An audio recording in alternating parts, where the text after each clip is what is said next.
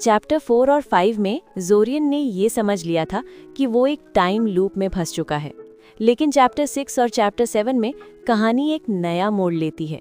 यहाँ सवाल ये नहीं रहता कि लूप है या नहीं, सवाल अब ये बन जाता है लूप कैसे काम करता है। इन चैप्टर्स में जोरियन सिर्फ चीज़ों को दोहराते हुए नहीं देखता, बल्कि रूल्स खोजने लगता है। क्या बदलता है, क्या नहीं बदलता, और किस हद तक वो इस दुनिया को इन्फ्लुएंस कर सकता है। यही वो पॉइंट है जहाँ जोरियन एक कंफ्यूज स्टूडेंट नहीं बल्कि एक ऑब्जर्वर बनना शुरू करता है। तो चलिए आगे बढ़ते हैं। Mother of learning part 4 chapter 6 and 7 explained in Hindi. Zorian अपने सामने से तेजी से गुजरते हुए अंतहीन खेतों को एकटक देखता रहा। खाली कंपार्टमेंट की खामोशी सिर्फ ट्रेन की मशीनरी की लयबद्ध आवाज से टूट रही थी। वो शांत और सहज दिख रहा था, लेकिन ये केवल एक अभ्यास किया हुआ फसाड था और उससे ज्यादा कुछ नहीं। उसका शांत रहने का ये मास्क शायद बेवकूफ़ी भरा लग सकता था, क्योंकि उसे परखने के लिए वहाँ कोई नहीं था। लेकिन सालों से जोरियन ने यह पाया था कि बाहर से शांत दिखने से उसे अंदर से भी शांति पाने में आसानी होती थी। उसे अभी इनर पीस पाने के लिए हर मुमकिन मदद की जरूरत थी, क्योंकि वो एक पागलों की तरह घबराने ही वाला था। ये फिर से क्यों हो रहा था? पहली बार जब ये हुआ था तो उसे पक्का यकीन था कि वो लिच इसके लिए जिम्मेदार था। उस स्पेल ने उसे मारा था और फिर वो अतीत में जाग गया। कारण और प्रभाव। हालांकि इस बार उसे किसी रहस्यमयी स्पेल ने नहीं मारा था, तब तक नहीं जब तक कि कोई सोते समय उसके ट्रेन कंपार्टमेंट में चुपके से न घुस गया हो, जो उसे बहुत कम मुमकिन लगा। नहीं, वो बस सो गया था और फिर से अतीत में जाग गया, जैसे कि ये दुनिया की सबसे सामान्य बात हो। फिर भी इसने कुछ ऐसी चीज़ों पर ध्यान खींचा जो उसे अब तक परेशान कर रही थी। आखिर लिच ने उस पर टाइम ट्रैवल स्पेल क्यों डाला होगा? ये पूरी सीक्रेट इन्वेजन की योजना के लिए काफ़ी उल्टा लग रहा था। टाइम ट्रैवल एक इत्तेफाक वाला असर होने के लिहाज से बहुत ज़्यादा सोची समझी और उलझी हुई चीज़ लग रही थी, और उसे पूरा शक था कि लिच ने ऐसे स्पेल का इस्तेमाल किया होगा जिसके असर को वो खुद न समझता हो।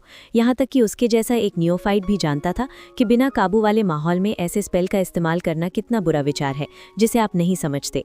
और वो अनडेड स्पेल कास्टर उस स्तर तक नहीं पहुंचा होता अगर वो उन दो लड़कों के लिए ऐसी बेवकूफ़ी करने को तैयार होता जिन्हें उसने पहले ही हरा दिया था। नहीं, इसका एक आसान जवाब था। लिच उसकी टाइम ट्रैवलिंग की समस्याओं के लिए जिम्मेदार नहीं था। वो सच में उन्हें मारने की कोशिश कर रहा था। उन्हें बहुवचन, क्योंकि जैक भी निशाना था। वही जैक जो अचानक अपनी सभी क्लासेस में चौंकाने वाले तरीके से अच्छा हो गया था। वही जैक जो हथियारों से लैस होकर शहर में घूम रहा था और ऐसी कॉम्बैट मैजिक इस्तेमाल कर रहा था जो किसी भी एकेडमी के छात्र की पहुंच से बाहर होनी चाहिए थी। वही जैक जो पूरे महीने बहुत ही अजीब बातें कर रहा था। शायद वो जैक था, ना कि लिच जिसने टाइम ट्रैवल स्पेल डाला था। जैक का एक टाइम ट्रैवलर होना उसकी विशाल काबिलियत और पढ़ाई में अचानक हुए सुधार को बहुत अच्छे से समझा सकता था, क्योंकि टाइम ट्रैवल का ये खास तरीका सिर्फ एक व्यक्ति के दिमाग को उसके छोटे शरीर में वापस भेज देता है, इसलिए उसकी उम्र कितनी भी बड़ी हो सकती है। और जोरियन को जैक की अलग अलग बातों से जो याद था, उससे लगा कि वो लड़का इस खास समय को कई बार जी चुका है। दशकों के अनुभव और भविष्य की जानकारी रखने वाले एक मेज के लिए 3 साल का कोर्स मजाक की तरह आसान होगा। हालांकि भले ही जैक वो व्यक्ति हो जिसने टाइम ट्रैवल स्पेल डाला था, फिर भी ये सवाल बचा था कि जोरियन को भी वापस क्यों फेंक दिया गया।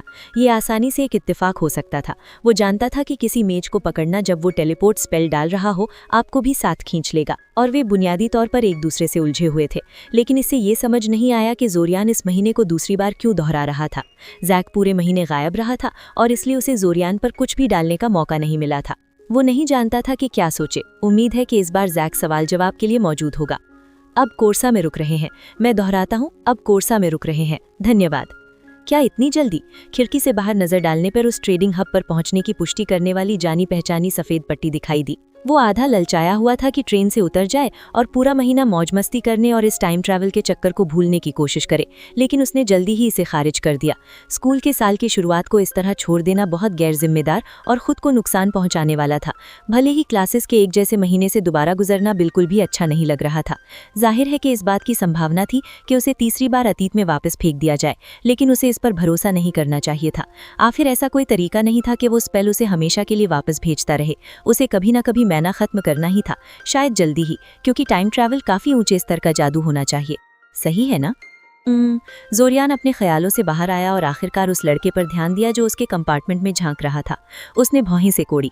उसने खास तौर से ये कंपार्टमेंट इसलिए चुना था क्योंकि ये उसके जीवन के दूसरे प्रयास के दौरान पूरी तरह खाली था। उस हरी टर्टल नेक वाली लड़की को उसकी खिलखिलाती किस्मत पर छोड़ने के बाद वो यहाँ कुछ शांति के लिए आया था, इसलिए इस बार उसने पहले से ही सक्रिय होने का फैसला किया और सीधे यहाँ आ गया। जाहिर है कि ये इतना आसान नहीं था। उसने सोचा कि उसकी मौजूदगी ने ही शायद लड़के को आकर्षित किया, क्योंकि कुछ लोगों को बस साथ पसंद पसंद होता है और वे खाली कंपार्टमेंट से बचते हैं। हाँ, जोरियान ने विनम्रता से कहा, ये उम्मीद करते हुए कि लड़का सीट ढूंढने के बजाय सिर्फ उससे कुछ पूछना चाहता था। वो गलत था। क्या आपको बुरा लगेगा अगर मैं यहाँ बैठूं? नहीं, बैठ जाइए, जोरियान ने एक बनावटी मुस्कान के साथ कहा। धत! लड़का उसे देखकर चमकती हुई मुस्कान से हंसा और जल्दी से अपना सामान अंदर खींच लिया। बहुत सारा सामान। फर्स्ट ईयर से ही है ना? जोरियान ने खुद को रोक न पाया। चुप रहकर और लड़के को डराकर कंपार्टमेंट छोड़ने पर मजबूर करने की उसकी योजना धरी की धरी रह गई। खैर, जो भी हो।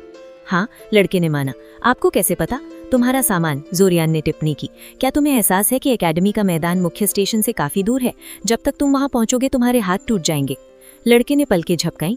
जाहिर है कि उसे नहीं पता था। ये इतना बुरा नहीं है ना? जोरियान ने कंधे उचकाए। उम्मीद करो कि बारिश न हो। हा, लड़के ने घबराहट में हंसा। मुझे यकीन है कि मेरी किस्मत इतनी बुरी नहीं होगी। जोरियान मुस्कुराया। आह, फोरसाइट के फायदे, या क्या ये हाइंडसाइट था? भाषा वास्तव में टाइम ट्रैवल की संभावना को ध्यान में रखकर नहीं बनाई गई थी। आह, मैंने अपना परिचय नहीं किया, लड़के ने अचानक कहा। मैं बर्न आइवरिन हूँ, जोरियान कजिंस्की। लड़के की आंखें तुरंत चमक उठी। जैसे डेमियन कजिंस्की? हाँ, जोरियान ने कहा। अचानक उसे खिड़की बहुत दिलचस्प लगने लगी। लड़का उसे उम्मीद भरी नजरों से देखता रहा, लेकिन अगर उसने जोरियान से इस विषय पर और ज्यादा विस्तार की उम्मीद की थी तो वो बुरी तरह निराश होने वाला था। आखिरी चीज जो जोरियान चाहता था वो था अपने सबसे बड़े भाई के बारे में बात करना। तो क्या आप डेमियन कजिंस्की के रिश्तेदार हैं या आपका सरनेम सिर्फ एक इत्तेफाक है? एक लंबी खामोशी के बाद लड़के ने पूछा। जोरियान ने ऐसे नाटक किया जैसे उसे सुनाई न दिया हो और इसके बजाय पास की सीट से अपनी नोटबुक उठा ली और उसका गौर से अध्ययन करने लगा। ये लगभग पूरी तरह खाली थी, क्योंकि हमले और उसकी भविष्य की यादों के रहस्य के बारे में उसके पिछले सभी नोट सब जा चुके थे। उस भविष्य में खो गए जिसे वो पीछे छोड़ आया था। ये कोई बड़ा नुकसान नहीं था, क्योंकि उन नोट्स का ज्यादातर हिस्सा बेकार था, खोखले अंदाजे और बंद रास्ते जिनसे वो इस रहस्य को सुलझाने के करीब नहीं पहुंच पाया था। फिर भी उसने कुछ चीजें लिख ली थीं जो उसे अपने पिछले नोट से याद थीं, जैसे वो स्पेल चांट जो लिच ने उसे मारने से पहले बोला था। हाँ, जैक ही शायद इन सब के लिए जिम्मेदार था, लेकिन वो पक्का नहीं कह सकता था। खामोशी को काफी अजीब समय तक खींचने के बाद जोरियान ने अपनी नोटबुक से ऊपर देखा और इंतजार कर रहे लड़के को उलझन भरी नजर से देखा। क्या तुमने कुछ कहा? उसने नाटक किया, अपनी भौहें से कोड़ते हुए, जैसे उसने सच में उस सवाल का एक शब्द भी न सुना हो। छोड़िए, लड़का पीछे हट गया। ये जरूरी नहीं है। जोरियान ने लड़के को एक सच्ची मुस्कान दी। कम से कम वो इशारा तो समझ सकता था। उसने लड़के से थोड़ी देर बात की, ज्यादातर पहले साल के कोर्स के बारे में लड़के के सवालों के जवाब दिए। फिर बोर होकर उसने अपनी नोटबुक में दोबारा दिलचस्पी दिखाने का नाटक करना शुरू कर दिया, उम्मीद करते हुए कि वो इशारा समझ जाएगा। आखिर उस नोटबुक में इतना दिलचस्प क्या है? उसने कहा, या तो बातचीत जारी रखने में जोरियान की अरुचि को अनजान होकर या जानबूझकर उसे नजरअंदाज करते हुए। नहीं, ये बस कुछ पर्सनल रिसर्च के नोट्स हैं। जोरियान ने कहा, ये बहुत अच्छा नहीं चल रहा है, इसलिए मैं इससे थोड़ा चिढ़ा हुआ हूँ। मेरा दिल बार बार इसी की तरफ जा रहा है, खास तौर पर जब दूसरा विकल्प एक बहुत ही जिज्ञासु फर्स्ट ईयर से बात करना हो। दी एकेडमी लाइब्रेरी सबसे पहली चीज जो मैंने आजमाई, जोरियान ने आह भरी। तुम्हें पता है मैं बेवकूफ नहीं हूँ, लड़के ने उसे चिढ़ाया। क्या तुमने किताबें खुद ढूंढी थी या तुमने लाइब्रेरियन से मदद मांगी थी? मेरी माँ लाइब्रेरियन के रूप में काम करती हैं और उनके पास ये खास डिविनेशन स्पेल्स होते हैं जो उन्हें मिनटों में वो चीजें ढूंढने देते हैं जिन्हें अगर तुम सिर्फ नाम और सरसरी तौर पर ढूंढो तो तुम्हें दशकों लग जाएंगे। जोरियान ने अपना मुंह खोला और फिर बंद कर लिया। लाइब्रेरियन से मदद मांगना, हाँ ठीक है, शायद वो बेवकूफ है। खैर, ये सच में ऐसा विषय नहीं है जिसके लिए मैं लाइब्रेरियन को परेशान करना चाहता हूँ। जोरियान ने कोशिश की, जो सच था, लेकिन वो जानता था कि वो आखिरकार इसे आजमाएगा ही। शायद मैं स्पेल रिपोजिटरी में खुद उन स्पेल्स को ढूंढ सकूं, लेकिन नहीं, अगर वे किसी और डिविनेशन स्पेल की तरह है तो उनका सही इस्तेमाल और नतीजों का मतलब समझना ही समस्या है, डालना नहीं। तुम हमेशा लाइब्रेरी में नौकरी पा सकते हो, लड़के ने सुझाव दिया। अगर एकेडमी लाइब्रेरी वैसी ही है जैसी मेरी माँ काम करती है तो उन्हें हमेशा मदद की जरूरत है। वे अपने कर्मचारियों को सिखाते हैं कि उन स्पेल्स का इस्तेमाल कैसे करना है। सच में? जोरियान ने इस विचार से काफी दिलचस्पी रखी। कोशिश करने में क्या जाता है, उसने कंधे उचकाए। बकुल, हमें हमेशा मदद की जरूरत है। खैर, ये तो आसान था। हम तुम्हें ज्यादा पैसे नहीं दे सकते, समझो। उस कंजूस नोम जैसे हेडमास्टर ने हमारा बजट फिर से काट दिया है, लेकिन हम काम के समय को लेकर बहुत फ्लेक्सिबल है और यहाँ का माहौल काफी दोस्ताना है।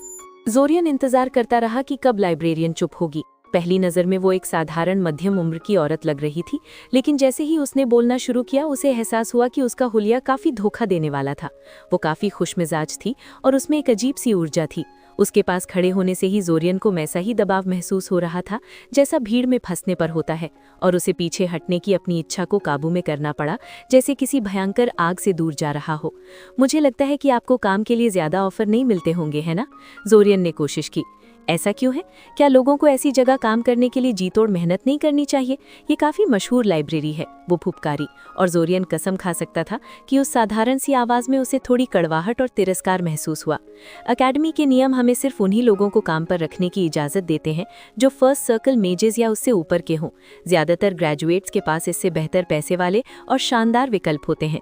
उसने अपने चारों ओर किताबों की अलमारियों की ओर इशारा किया, जिसकी वजह से हमें छात्रों को काम पर रखना पड़ता है, जो कि वो अचानक रुकी और पलकें झपकाईं, जैसे उसे कुछ याद आया हो।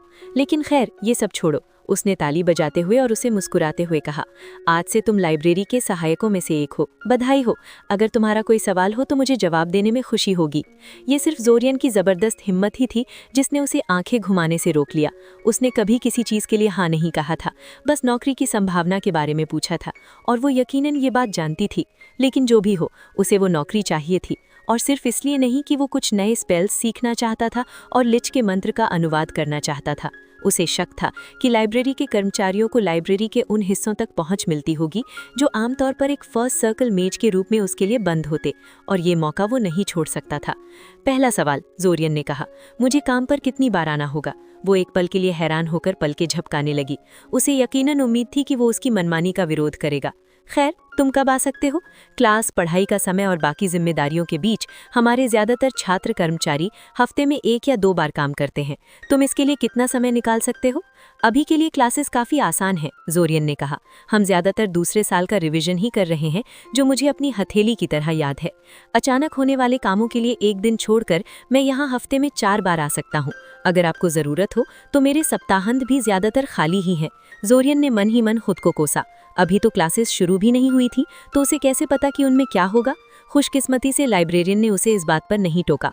इसके बजाय ये सुनकर उसकी आंखें चमक उठीं और वो जोर से चिल्लाने लगी। एबेरी, उसने आवाज दी, मुझे तुम्हारे लिए एक नया पार्टनर मिल गया है। किताबों का ढेर उठाए एक चश्मे वाली लड़की सूचना डेस्क के पास वाले छोटे कमरे से बाहर निकली, ये देखने के लिए कि क्या हो रहा है। ओह, ये वही हरी टर्टलनेक वाली लड़की थी।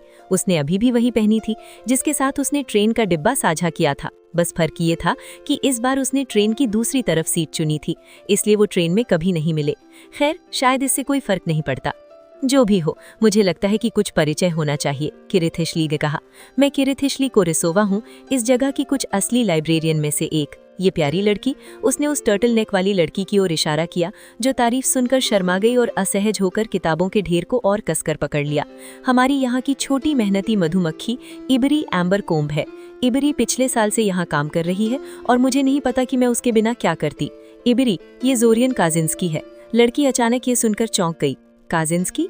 मतलब जैसे डायमंड काजिंस्की का छोटा भाई, जोरियन ने छोटी आह दबाते हुए कहा। दरअसल मुझे पूरा यकीन है कि उसका मतलब तुम्हारे दूसरे भाई से था, किरिथिशली ने एक शरारती मुस्कान से कहा। वो फोटोफ के साथ क्लास में है और उसे उस पर थोड़ा क्रश है। वो और दर्जनों और लड़कियां। फोटोफ के पास कभी उन महिलाओं की कमी नहीं थी जो उस पर जान छिड़कती थीं। मिस कोरिसोवा, इबरी ने विरोध किया। ओह, शांत हो जाओ, किरिथिशली ने कहा। खैर, जोरियन यहाँ आने वाले समय में हमारे साथ काफी काम करेगा। जाओ, उसे दिखाओ कि क्या करना है। और बस इस तरह उसे लाइब्रेरी में नौकरी मिल गई। अब समय ही बताएगा कि क्या वो अपना वक्त बर्बाद कर रहा था। पिछली बार की तरह जैक क्लास में नहीं आया था। जोरियन को इसकी आधी उम्मीद तो थी, लेकिन इसकी वजह से ये कम चिढ़ाने वाला नहीं था। इसने जोरियन के इस शक को पुख्ता कर दिया कि जैक इस पूरे मामले में गहराई से जुड़ा हुआ था। लेकिन लड़के की गैर मौजूदगी ने जोरियन को उससे मुकाबला करना नामुमकिन कर दिया। अब उसे क्या करना चाहिए था? इस लिहाज से क्या उसे कुछ करना भी चाहिए था? पिछली बार वो इस भरोसे पर काम कर रहा था कि अगर उसने हमले के बारे में कुछ नहीं किया तो कोई नहीं करेगा। आखिर किसी और के पास उसकी जैसी अजीब भविष्य की यादें नहीं थीं। हालांकि अगर उसका अंदाजा सही था तो जैक ने शायद खास तौर पर हमले को रोकने के लिए समय की यात्रा की थी। उसके पास इस खास समय में बार बार आने का और क्या कारण हो सकता था? इसके अलावा वो हमले के दौरान शहर में घूम रहा था और हमलावरों को मार रहा था। तो कुल मिलाकर हो सकता है कि काम पर पहले से ही एक अनुभवी टाइम ट्रैवलिंग मेज लगा हुआ हो और वो सिर्फ रास्ते में आएगा। इस विचार के साथ समस्या ये थी कि वो आखिर में सिर्फ अंदाजा लगा रहा था और उसे कोई जानकारी नहीं थी कि यह सच है या नहीं। वो अपनी निष्क्रियता से खुद को और शहर को खतरे में डाल सकता था, एक ऐसे लड़के पर भरोसा करके जो सच कहूं तो उसमें बहुत ज्यादा भरोसा पैदा नहीं करता था। जैक उसे अपने भाइयों की कुछ ज्यादा ही याद दिलाता था। और इसके अलावा क्या जैक उस लिच से हार नहीं गया था? हाँ, सामने मौजूद रहस्य को कैसे सुलझाना है या कहाँ से शुरू करना है, ये न जानते हुए जोरियन ने खुद को स्कूल के काम और लाइब्रेरी की अपनी नौकरी में झोंक दिया। बेशक इस महीने को तीसरी बार दोहराने की वजह से स्कूल के काम के साथ जोरियन की एकमात्र समस्या एक्सविन की ये घिसी पिटी जिद थी कि पेन स्पिनिंग पर उसकी पकड़ बहुत खराब है और उसे इसे बार बार करना पड़ता था। दूसरी ओर लाइब्रेरी में उसका समय दिलचस्प था, हालांकि उस तरह से नहीं जैसी उसने उम्मीद की थी। उसने अभी तक कोई स्पेल्स नहीं सीखे थे, हालांकि उसे शक था कि ऐसा इसलिए था क्योंकि बहुत सी दूसरी जरूरी चीजें थीं जो उसे किरिथ हिशली और इब्री के द्वारा उस तरह की मेहनत करने से पहले सीखनी थी। सीधे शब्दों में कहें तो वो अपने काम में बहुत अच्छा नहीं था। किताबों को इधर उधर करने का सरल सा दिखने वाला काम लाइब्रेरी के अलग अलग नियमों और सबसे जरूरी किताब वर्गीकरण योजना यानी क्लासिफिकेशन स्कीम की वजह से बहुत ज्यादा उलझा हुआ था। जोरियन ने उम्मीद की थी कि वो मदद मांगने से पहले अपने काम में बुनियादी कुशलता दिखाएगा, लेकिन 2 हफ्ते बीत गए थे और उसे समझ आने लगा था कि उस स्तर तक पहुंचने में उसे कम से कम कुछ महीने लगेंगे और उसके पास वो समय नहीं था। समर फेस्टिवल करीब आ रहा था, इसीलिए उसने किरिथ हिशली को काम खत्म होने के बाद रोका ताकि वो उससे किताबों वाली डिविनेशंस के बारे में पूछ सके। इब्री वहीं रुकी रही, व्यस्त होने का नाटक करते हुए ताकि वो बातें सुन सके। वो इतनी शर्मीली लड़की होने के लिहाज से काफी जिज्ञासु थी। सुनिए, मैं आपसे एक छोटी मदद मांगना चाह रहा था, जोरियन ने शुरू किया। कहो, तुमने हमारी बहुत मदद की है, इसलिए अगर मैं कर सकी तो मुझे खुशी होगी। अक्सर हमें इतना काबिल काम करने वाला नहीं मिलता। जोरियन चकित रह गया। काबिल? मुझे शायद ही पता है कि मैं क्या कर रहा हूँ। अगर आपकी और इब्री की मदद न होती तो मैं बिना सिर वाले मुर्गे की तरह भटक रहा होता। इसीलिए मैंने तुम्हें इब्री के साथ जोड़ा था सीखने के लिए, और सच में तुम बहुत तेजी से सीख रहे हो। जितनी तेजी से मैंने सीखा था जब मैंने पहली बार ये नौकरी शुरू की थी, उससे तो पक्का ज्यादा। सच कहूँ तो मैं छात्र कर्मचारियों को सिर्फ सबसे आसान और बोरिंग काम देती हूँ, लेकिन चूंकि तुम उनसे ज्यादा समर्पित हो इसलिए मैंने तुम्हें एडवांस कोर्स दिया है। जोरियन ने थोड़ी खामोशी के बाद कहा। मैं सम्मानित महसूस कर रहा हूँ, और वो सच में था। खैर, मैं किताबें ढूंढने वाली डिविनेशंस के बारे में सोच रहा था। मैं एक काफी अनसुनी विषय की तलाश कर रहा हूँ और मैं उसमें कहीं नहीं पहुँच पा रहा। किरिथ हिशली ने अपना माथा पीटते हुए कहा। मैं उसके बारे में कैसे भूल सकते हूँ। बेशक मैं तुम्हें सिखाऊंगी। हम अपने सभी लंबे समय तक काम करने वाले कर्मचारियों को वो सिखाते हैं।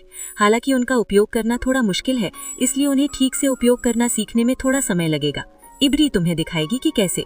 हालांकि तुम मुझे हमेशा बता सकते हो कि तुम ठीक ठीक क्या ढूंढ रहे हो। मैं इस लाइब्रेरी को अपनी हथेली की तरह जानती हूँ, तुम्हें पता है। जोरियन ने उसे लिच के मंत्र दिखाने के नफे नुकसान पर विचार किया, क्योंकि उसे शक था कि ये कुछ ऐसा था जो सिर्फ इसके बारे में पूछने पर ही उसे मुसीबत में डाल सकता था, लेकिन उसे कोई और रास्ता नहीं सूझा। निसंदेह उन डिविनेशंस को सीखने में महीनों लग जाते, वो महीने जो उसके पास नहीं थे। उसने अपनी नोटबुक निकाली और संबंधित पन्ना फाड़कर उसे थमा दिया। किरिथ हिशली ने लिखे पर अपनी भौहें चढ़ाई और इब्री ने ध्यान न देने का सारा नाटक छोड़ दिया और कागज के टुकड़े पर देखने के लिए उसके कंधे के ऊपर से झांकने लगी। ये एक अननोन भाषा है, जोरियन ने स्वाफ किया।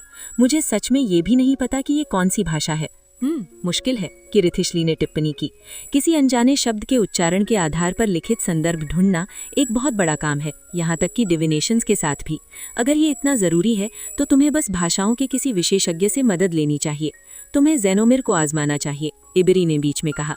हमारे इतिहास के शिक्षक? जोरियन ने हैरानी से पूछा। वे लिंग्विस्टिक्स भी पढ़ाते हैं, इब्री ने कहा। वो एक पॉलीग्लॉट हैं, 37 भाषाएं बोलते हैं। वाओ, हाँ, इब्री ने सहमति जताई। उन्हें कम से कम ये तो पता होना चाहिए कि वो कौन सी भाषा है, भले ही वो उसे पढ़ न सके।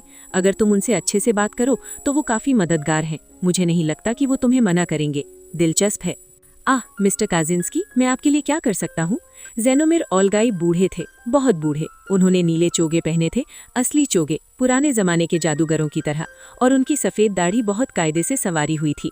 अपनी ढलती उम्र के बावजूद वो चुस्ती से चलते थे और उनकी आंखों में वैसी तेजी थी जो उनसे आधी उम्र के ज्यादातर लोगों में नहीं थी। जोरियन ने लिंग्विस्टिक्स का विषय नहीं लिया था, लेकिन वो अपनी इतिहास की क्लास से जानता था कि ज़ेनोमिर को अपने विषय की उतनी ही परवाह थी जितनी नोरा बुल को रून्स और गणित की थी। हालांकि वो कम से कम ये समझते थे कि ज्यादातर छात्र विषय के प्रति उनके जुनून को साझा नहीं करते थे। मुझे बताया गया था कि आप मेरी ट्रांसलेशन के बारे में मदद कर सकते हैं, जोरियन ने कहा। मेरे पास एक अननोन भाषा की काफ़ी अधूरी रिकॉर्डिंग उच्चारण के रूप में है, और मुझे उम्मीद है कि आप कम से कम मुझे ये बता सकते हैं कि ये किस तरह की भाषा है। ये अब तक मिली किसी भाषा जैसी नहीं है। ज़ेनोमिर एक अनजान भाषा की बात सुनकर उत्साहित हो गए और उन्होंने जोरियन की हाथ से लिच के चैंट वाला कागज का टुकड़ा धीरे से लिया। मुश्किल 1 सेकंड बाद उनकी आंखें फटी रह गईं। तुम्हें ये कहाँ से मिला? उन्होंने धीरे से पूछा। जोरियन ने अपने अंदर सोचा कि क्या किया जाए और फिर कुछ हद तक सच बोलने का फैसला किया। मुझ पर कुछ समय पहले किसी ने हमला किया था। उन्होंने इस चैंट को इनकैंटेशन के तौर पर इस्तेमाल करके एक स्पेल डाला था। मैं बस ये जानना चाहता था कि ये क्या करता है। जेनुमर ने एक गहरी सांस ली और पीछे झुके। तुम्हारी किस्मत अच्छी है कि ये तुम्हें लगा नहीं। ये एक तरह का सोल मैजिक स्पेल है। Soul magic? नेक्रोमैंसी, जेनुमर ने साफ किया। जोरियन ने पलकें झपकाईं। नेक्रोमैंसी? खैर, लिच के लिए इस तरह के स्पेल्स का इस्तेमाल करना एक तरह से समझ आता था, लेकिन नेक्रोमैंसी का टाइम ट्रैवल से क्या लेना देना था? कुछ नहीं। ये एक तरह से जैक के उसकी मुसीबत का मुख्य कारण होने की पक्की पुष्टि थी। तो रुकिए, आखिर वो भाषा कौन सी है? जोरियन ने पूछा। ओह हाँ, भाषा। ये पुरानी मजारा भाषा है जो उन कई संस्कृतियों द्वारा बोली जाती थी जो इकोसियंस के उभार से पहले उनके साथ मियासिना महाद्वीप साझा करती थी। कौथ के कई रूइंस इसी में लिखे गए हैं और दुख की बात यह है कि ये वही भाषा है जिसमें कई सबसे काले रिचुअल्स और नेक्रोमैंटिक स्पेल्स तैयार किए जाते हैं। मुझे डर है कि तुम्हें पब्लिक लाइब्रेरी में इसके बारे में कोई किताब नहीं मिलेगी। लेकिन चलो उस हमलावर की बात पर वापस आते हैं। उन्होंने जिस जादू का इस्तेमाल किया वो सबसे काला जादू है, और अगर वो एकेडमी स्टूडेंट्स पर इस तरह के स्पेल्स फेंक रहे हैं तो वो कुछ बुरा ही करने वाले हैं। ये सोचकर कि वो अब पीछे नहीं हट सकता, जोरियन ने फिर भी किसी भी तरह से टाइम ट्रैवल का जिक्र न करने का फैसला किया और कुछ मनगढ़ंत कहानी बनाने पर राजी हो गया। उसने जेनुमर को बताया कि उसने समर फेस्टिवल के दौरान शहर पर हमले की योजना के बारे में छिपकर सुना था। पहले तो उसने इसकी बेतुकी बात की वजह से एक मजाक समझकर टाल दिया था, लेकिन जब उन दो नकाबपोश आकृतियों ने उसे बातें सुनते हुए देख लिया और उस पर ऐसे स्पेल्स फेंकने शुरू किए जिन्हें वो पहचानता नहीं था, तो उसे चिंता होने लगी। जेनुमर ने उसे जोरियन की उम्मीद से कहीं ज्यादा गंभीरता से लिया और उसे घर जाने के लिए और अब से सब कुछ उन पर छोड़ने को कहा। वो उम्मीद से काफ़ी बेहतर रहा। कम से कम जेनुमर उसे बयान देने के लिए तुरंत पुलिस स्टेशन नहीं ले गए। हालांकि उसे शक था कि आने वाले समय में ऐसा कुछ हो सकता है। वो अपने कमरे में घबराहट में टहलता रहा, सो पाने में असमर्थ था और अपनी बढ़ती बेचैनी को काबू में रखने की कोशिश में हार रहा था। समझदारी हो या न हो, काम हो चुका था और अब वो बस इंतजार कर सकता था और देख सकता था कि उसके फैसले के नतीजे क्या होंगे, उसके लिए और बाकी सबके लिए भी। दरवाजे पर एक दस्तक ने उसे रोका, मजबूत आत्मविश्वास भरी दस्तक जो फिर भी सिर्फ 1 या 2 सेकंड के लिए हुई, उसके जानने वाले किसी भी इंसान की दस्तक से बिल्कुल अलग। आ रहा हूँ, जोरियन ने आवाज़ दी। उसे शक था कि कोई उस कहानी के बारे में बात करने आया है जो जेनुमर को उसने सुनाई थी। मैं क्या उर्क? जोरियन अपनी छाती से बाहर निकले हुए ब्लेड को बेबसी से देखता रहा। उसका मुंह बिना आवाज वाली चीख में खुला रह गया। उसके पास अपने हमलावर को देखने के लिए बस इतना समय था कि ढीले काले कपड़ों में और बिना चेहरे वाले सफ़ेद मास्क में एक छोटी आकृति, इससे पहले कि ब्लेड को उसके शरीर से दर्दनाक तरीके से बाहर निकाला जाए और फिर तुरंत उसकी छाती में फिर से डाल दिया जाए, बार बार और बार बार। जब उसकी आंखों के सामने अंधेरा छा गया तो वो सच में खुश था कि वो मर रहा था। छाती में बार बार चाकू लगने से बहुत दर्द होता है। जोरियन की आंखें अचानक खुल गईं क्योंकि उसके पेट में तेज दर्द उठा। उसका पूरा शरीर कांप उठा उस चीज के नीचे दबते हुए जो उस पर गिरी थी, और अचानक वो पूरी तरह जाग गया। उसके दिमाग में नींद का नामो निशान नहीं था। Good morning. किरिएली की बात बीच में ही कट गई जब जोरियन तेजी से उठकर बैठा, आंखें डर से फटी हुई और वो सांस लेने के लिए हाँप रहा था। उसे मार दिया गया। उन्होंने उसे मार दिया। उसने किसी को हमले के बारे में बताया और उसे उसी शाम मार दिया गया। उन्हें आखिर इतनी जल्दी कैसे पता चला? क्या जेनुमर हमले में शामिल था या वो बस इतने अच्छी तरह वाकिफ थे? बुरा सपना? किरिएली ने पूछा। जोरियन ने गहरी सांस ली, ऐसा करते हुए अपनी छाती के काल्पनिक दर्द को नजरअंदाज किया। हाँ, पक्का बुरा सपना था।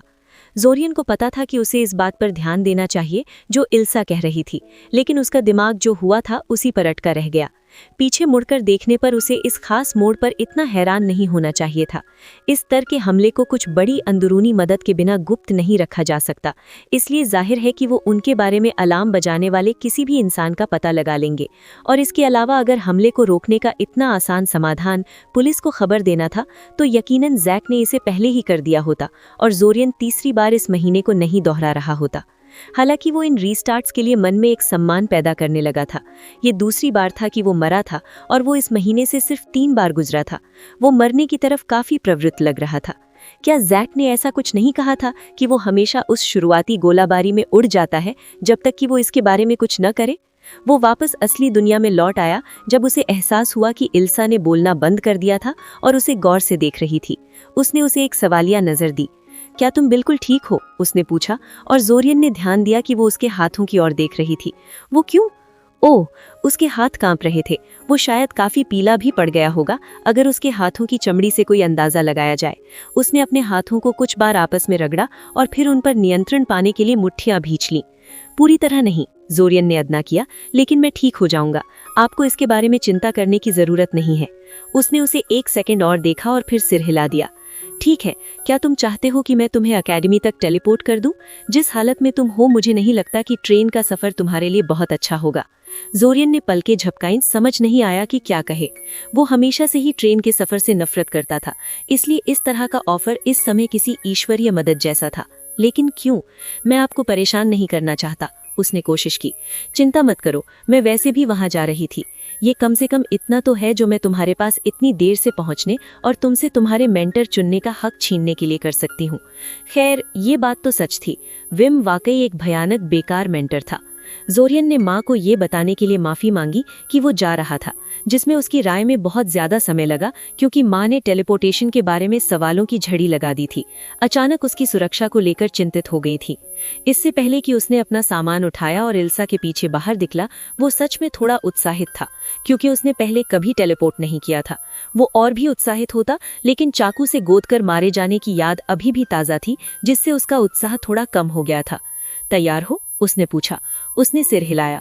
चिंता मत करो, टेलीपोर्ट करने के खतरों के बारे में अफवाहें ज्यादातर बढ़ा चढ़ाकर कही गई हैं। तुम ठोस चीजों के अंदर नहीं फंस सकते, स्पेल उस तरह से काम नहीं करता, और अगर कुछ गलत होता है तो मुझे तुरंत पता चल जाएगा, और इससे पहले कि डिमेंशनल रिपल्स हमें अलग करें, मैं स्पेल को खत्म कर दूंगी। जोरियन ने मुंह बनाया। उसे पहले से ही पता था, लेकिन उसे ये बताने का कोई मतलब नहीं दिखा। उसने जाहिर तौर पर माँ के साथ उसकी बातचीत सुन ली थी। इल्सा ने चैंटिंग शुरू की और जोरियन सीधा खड़ा हो गया, कुछ भी चूकना नहीं चाहता था। दुनिया लहराई फिर बदल गई। अचानक वे दोनों एक अच्छी रोशनी वाले गोल कमरे में खड़े थे। जिस संगमरमर के फर्श पर वे खड़े थे, उस पर एक बड़ा मैजिकल सर्कल उकरा हुआ था। कोई भटकाव नहीं था, रंगों की चमक नहीं थी, कुछ नहीं, लगभग निराशाजनक। उसने उस कमरे का थोड़ा गौर से अध्ययन किया, ये समझने की कोशिश की कि वे कहाँ थे। ये टेलीपोर्ट रीडायरेक्शन पॉइंट है। अकेडमी के वार्ड सुरक्षा के कारणों से आने वाले हर टेलीपोर्ट को इस जगह पर मोड़ देते हैं, बेशक ये मानते हुए कि तुम ठीक से जुड़े हुए हो और तुम्हारे पास यहाँ टेलीपोर्ट करने की इजाजत है। उसने उसे एक गहरी नजर से देखा। वार्डेड स्पेस के अंदर टेलीपोर्ट करना इस स्पेल के कई खतरों में से एक है। खुद से इसके साथ प्रयोग मत करना। मुझे पूरा यकीन है कि टेलीपोर्ट मेरे पहुंच के स्तर से बहुत ऊपर है, जोरियन ने इशारा किया। उसने कंधे उचका दिए। कुछ छात्र सिर्फ एक बार देखने के बाद ही स्पेल को दोबारा बनाने में सक्षम होते हैं। एक बार जब तुम चैंट और जेस्चर्स जान लेते हो, 80% काम पहले ही हो जाता है। जोरियन ने पलकें झपकाईं। अब उसने इस बारे में क्यों नहीं सोचा? क्या आप उस स्पेल को एक बार फिर से डालना चाहेंगी? मासूमियत से पूछा। सिर्फ पढ़ाई के उद्देश्य से, आप समझती है ना? वो हंसी। नहीं, इससे तुम्हें थोड़ा बेहतर महसूस होगा। मुझे शक है कि तुम्हारे पास एक बार भी इस स्पेल को डालने के लिए पर्याप्त मैना रिजर्व्स हैं। सच तो यह है कि इससे उसे जरा भी बेहतर महसूस नहीं हुआ। उसे इसकी परवाह नहीं थी कि ये कितना खतरनाक था। वो जैसे ही काबिल होगा टेलीपोर्ट स्पेल सीख लेगा। उसने अभी अभी अपनी यात्रा से ट्रेन का पूरा एक दिन बचा लिया था। अपनी मर्जी से ऐसा करने की काबिलियत हासिल करने के लिए काफी परेशानी उठाना भी जायज होता। उसने एक आह भरी और इल्सा को अपने काम में लगा छोड़ दिया और खुद जमने चला गया। मुझे इस तरह की यात्रा की आदत हो सकती है, जोरियन ने खुद से कहा, जब उसने अपने कमरे का दरवाजा खोला और राहत में अपना सामान फर्श पर पटक दिया। कितना बुरा है कि मैं कभी भी इतने अच्छे से घबराहट का दिखावा नहीं कर पाता, वरना मैं हर रीस्टार्ट की शुरुआत में इल्सा को मुझे साथ ले जाने के लिए मना लेता। वो बीच में ही रुक गया। उसे ऐसा नहीं सोचना चाहिए था। वो खतरनाक सोच थी। उसके पास इस बात का कोई सबूत नहीं था कि रीस्टार्ट्स हमेशा के लिए होते रहेंगे। असल में जादू के बारे में वो जो कुछ भी जानता था, वो यही कहता था कि ये सच नहीं हो सकता। उस पर जो भी स्पेल डाला गया था, उसका मैना किसी न किसी समय खत्म होने वाला था और तब कोई रीस्टार्ट नहीं होगा, कोई दूसरा मौका नहीं होगा, मौत से कोई वापसी नहीं होगी। उसे हर रीस्टार्ट को ऐसे ही लेना था जैसे वो अपना आखिरी हो, क्योंकि वो हो सकता था। हालांकि उसे ये मानना पड़ा कि चाकू से गोद कर मारे जाने के अंत के बावजूद पिछला रीस्टार्ट पूरी तरह से नाकाम नहीं था। कम से कम उसने इस बात की लगभग पुष्टि कर ली थी कि इसके लिए जैक ही जिम्मेदार था, न कि लिच। अनजान भाषाओं और टाइम ट्रैवल पर रिसर्च करने की बजाय ये ढूंढना शायद ज्यादा समझदारी होगी कि जैक हर बार कहाँ गायब हो जाता है। लेकिन अभी नहीं, वो मौत से वापस लाए जाने के बाद थोड़े आराम का हकदार था। उसे वाकई पता होना चाहिए था कि ये इतना आसान नहीं होगा। जिस पल उसने जैक को ढूंढने की कोशिश की, उसे याद आ गया कि उसने अपने सबसे पहले रीस्टार्ट में ऐसा क्यों नहीं किया था। जैक ना सिर्फ नोबल हाउस नोवेडा का वारिस था, वो उस हाउस का अकेला जिंदा सदस्य भी था, क्योंकि उसके परिवार के बाकी लोग स्प्लिंटर वॉर्स में मारे गए थे। जैक बालिग होने पर एक बहुत बड़े वित्तीय साम्राज्य और कई पीढ़ियों के मेजस की विरासत पाने वाला था, इसलिए बहुत सारे इच्छुक पक्षों द्वारा उसके बारे में हर चीज की बारीकी से जांच की जाती थी। नतीजा ये हुआ कि उसका गायब होना एक बिग डील था और बहुत से लोग जानना चाहते थे कि वो कहाँ गया। जोरियन उन लोगों में से सिर्फ एक था, और अगर वो लोग और उनके द्वारा रखे गए लोग उसे नहीं ढूंढ पाए थे तो उसके पास ऐसा करने का बहुत कम मौका था। कहने की जरूरत नहीं कि वो कहीं नहीं पहुंच पाया। जैसा उसे शक था, वो 2 लड़कियां जिनके साथ जैक जोरियन के असली महीने के दौरान घूमता था, नोवेडा एयर की मदद और साथ के बिना कुछ खास नहीं थी, और उनके बारे में लोगों से पूछने पर कुछ काफी चिढ़ाने वाली अफवाहें फैल गईं। सच में क्या कोई लड़का किसी लड़की के बारे में नहीं पूछ सकता, बिना इसके कि हर कोई ये मान ले कि उसकी उसमें कोई रोमांटिक इंटरेस्ट है? उसका घर कुछ काफी भारी वार्ड वर्क से बंद था, उसके लीगल गार्जियन से संपर्क नहीं हो पाया, और अगर उसका कोई करीबी दोस्त था भी तो वो उसके सहपाठियों में से नहीं था। जोरियन कोई जासूस नहीं था और उसे अंदाजा नहीं था कि और क्या ढूंढा जाए, और ये देखते हुए कि कई पेशेवर जासूस पहले ही उस लड़के को ढूंढने में नाकाम रहे थे और नाकाम हो रहे थे, उसे शक था कि अगर उसे लोगों को ट्रैक करने के बारे में थोड़ा बहुत पता भी होता तो भी उससे कोई मदद नहीं मिलती। 1 महीना बीत गया और हाथ कुछ खास नहीं लगा। समर फेस्टिवल आया और जोरिन एक बार फिर सायोरिया से बाहर जाने वाली ट्रेन में चढ़ा। जैसे जैसे रात गहरी हुई और मिनट बीतते गए, वो जागता और चौकन्ना रहा। वो इस बार अपने साथ एक पॉकेट वॉच लाया था और बीच बीच में उसे देखता रहा। मन ही मन प्रार्थना कर रहा था कि उसे फिर से शुरू ना करना पड़े, लेकिन पक्का जानना चाहता था कि उसे ठीक कब वापस फेंका गया अगर ऐसा हुआ तो। जाहिर है उसकी प्रार्थनाएं नहीं सुनी गई। रात के करीब 2:02 पर उसे सब धुंधला हो गया और वो किरी के उसके ऊपर होने के साथ जागा, जो उसे गुड मॉर्निंग कह रही थी। उसे शायद तभी खुद के सामने ये मान लेना चाहिए था। आखिर वो एक काफी समझदार इंसान था और खुद को धोखा देने की उसकी आदत नहीं थी। इसके बजाय उसे सच्चाई स्वीकार करने में 4 और रीस्टार्ट्स लगे। वो किसी तरह के टाइम लूप में फंस गया था और ये इतनी जल्दी खत्म नहीं होने वाला था। उसे नहीं पता था कि ये कैसे मुमकिन था। शायद ये स्पेल जैक के कभी ना खत्म होने वाले मैना रिजर्व से चल रहा था, बजाय इसके कि डालते समय एक तय मात्रा तक सीमित हो। शायद ये उन दुर्लभ सेल्फ सस्टेनिंग स्पेल्स में से है। धत, शायद ये हार्ट ऑफ द वर्ल्ड तक पहुंचता है और खुद ड्रैगन बिलो से ताकत लेता है। इससे कोई फर्क नहीं पड़ता था कि ये कैसे करता है, बस ये मायने रखता था कि ये कर रहा था। लेकिन ये सब पुरानी बातें हैं। उस समय उसने बस इसे मानने से इनकार कर दिया था और इसके बजाय वैसे ही रहने की कोशिश की जैसे वो आमतौर पर रहता था। ये काफी उबाऊ था, हाँ, लेकिन क्या होगा अगर यही खास रीस्टार्ट वो था जहां ये खत्म हो गया? वो रीस्टार्ट जहां उसके फैसलों के नतीजे त्योहार की रात 2:02 पर जादुई तरीके से गायब नहीं होंगे? उसने चेक किया था और हाँ, ये सभी 4 रीस्टार्ट्स में एक जैसा था। हालांकि वो अब इससे तंग आ चुका था। वो इस तरह जारी नहीं रख सकता था। हमले वाले हिस्से को छोड़कर वो महीना पहली बार में भी उबाऊ था और वो उसे 8 बार जी चुका था। वो अब तक पहले महीने के करिकुलम को इतनी अच्छी तरह जान गया था कि उसे वार्डिंग समेत सभी विषयों में लगभग नियर परफेक्ट स्कोर्स मिल रहे थे। जैसा उसने पाया, इसका लोगों के उसके प्रति व्यवहार पर बहुत कम असर पड़ा। वो काबिल माना जाता था और उसके ग्रेड हमेशा बहुत अच्छे रहे थे, इसलिए लोगों को सच में हैरानी नहीं होती अगर वो सभी परीक्षाओं में अव्वल आता या उनकी पहली कॉम्बैट मैजिक क्लास में बिना किसी मेहनत के एक परफेक्ट मैजिक मिसाइल डाल देता। ये लोगों की उम्मीदों के दायरे में था। जैक के अचानक हुए सुधार के विपरीत जिन लोगों का व्यवहार उसके सुधार के जवाब में बदला, वो अकोजा और एक्सविम थे। अकोजा अब दुगनी चिढ़ाने वाली हो गई क्योंकि उसे जाहिर तौर पर एक किंड्रेड सोल मिल गई थी। वो हमेशा जोर देती कि वे एक दूसरे का काम चेक करें और जब भी उसे कुछ समझ नहीं आता उससे मदद मांगे। जोरियन ने सोचा था कि वो जलन के मारे पीली पड़ जाएगी कि वो उसके स्कोर से बेहतर कर रहा था, लेकिन ऐसा लगा कि उसे जैक और नियोलू जैसों के मुकाबले उससे आगे निकल जाने से बहुत कम परेशानी थी। एक्सविम ने उसके शानदार स्कोर को इस बात का संकेत माना कि उसे और भी ऊंचे मानक पर रखा जाना चाहिए। इस वजह से न सिर्फ उसने उसके पेन स्पिनिंग को आगे बढ़ने के लिहाज से काफी अच्छा घोषित नहीं किया, बल्कि उसने उसे वापस सामान्य लेविटेशन एक्सरसाइज पर भेज दिया। ईमानदारी से कहूँ तो जोरियन इससे बहुत ज्यादा परेशान नहीं था। भले ही वो पेन स्पिनिंग एक्सरसाइज को एक्सविम की संतुष्टि के लिए सीख लेता, लेकिन पक्का उसे अभ्यास करने के लिए बेसिक 3 का कोई और छोटा बदलाव ही मिलता। तो कुल मिलाकर एक और उबाऊ महीने से गुजरना तो मुमकिन ही नहीं था। उसने इस बार अलग इलेक्टिव्स लिए, एस्ट्रोनॉमी, आर्किटेक्चर और जियोग्राफी ऑफ द ग्लोबल मैना फ्लो, और उसका पूरा इरादा था अपने शैक्षिक स्कोर को वापस सामान्य पर लाने का, ताकि एक्सविम और अकोजा अपने सामान्य और ज्यादा सहनयोग्य रूप में रहें।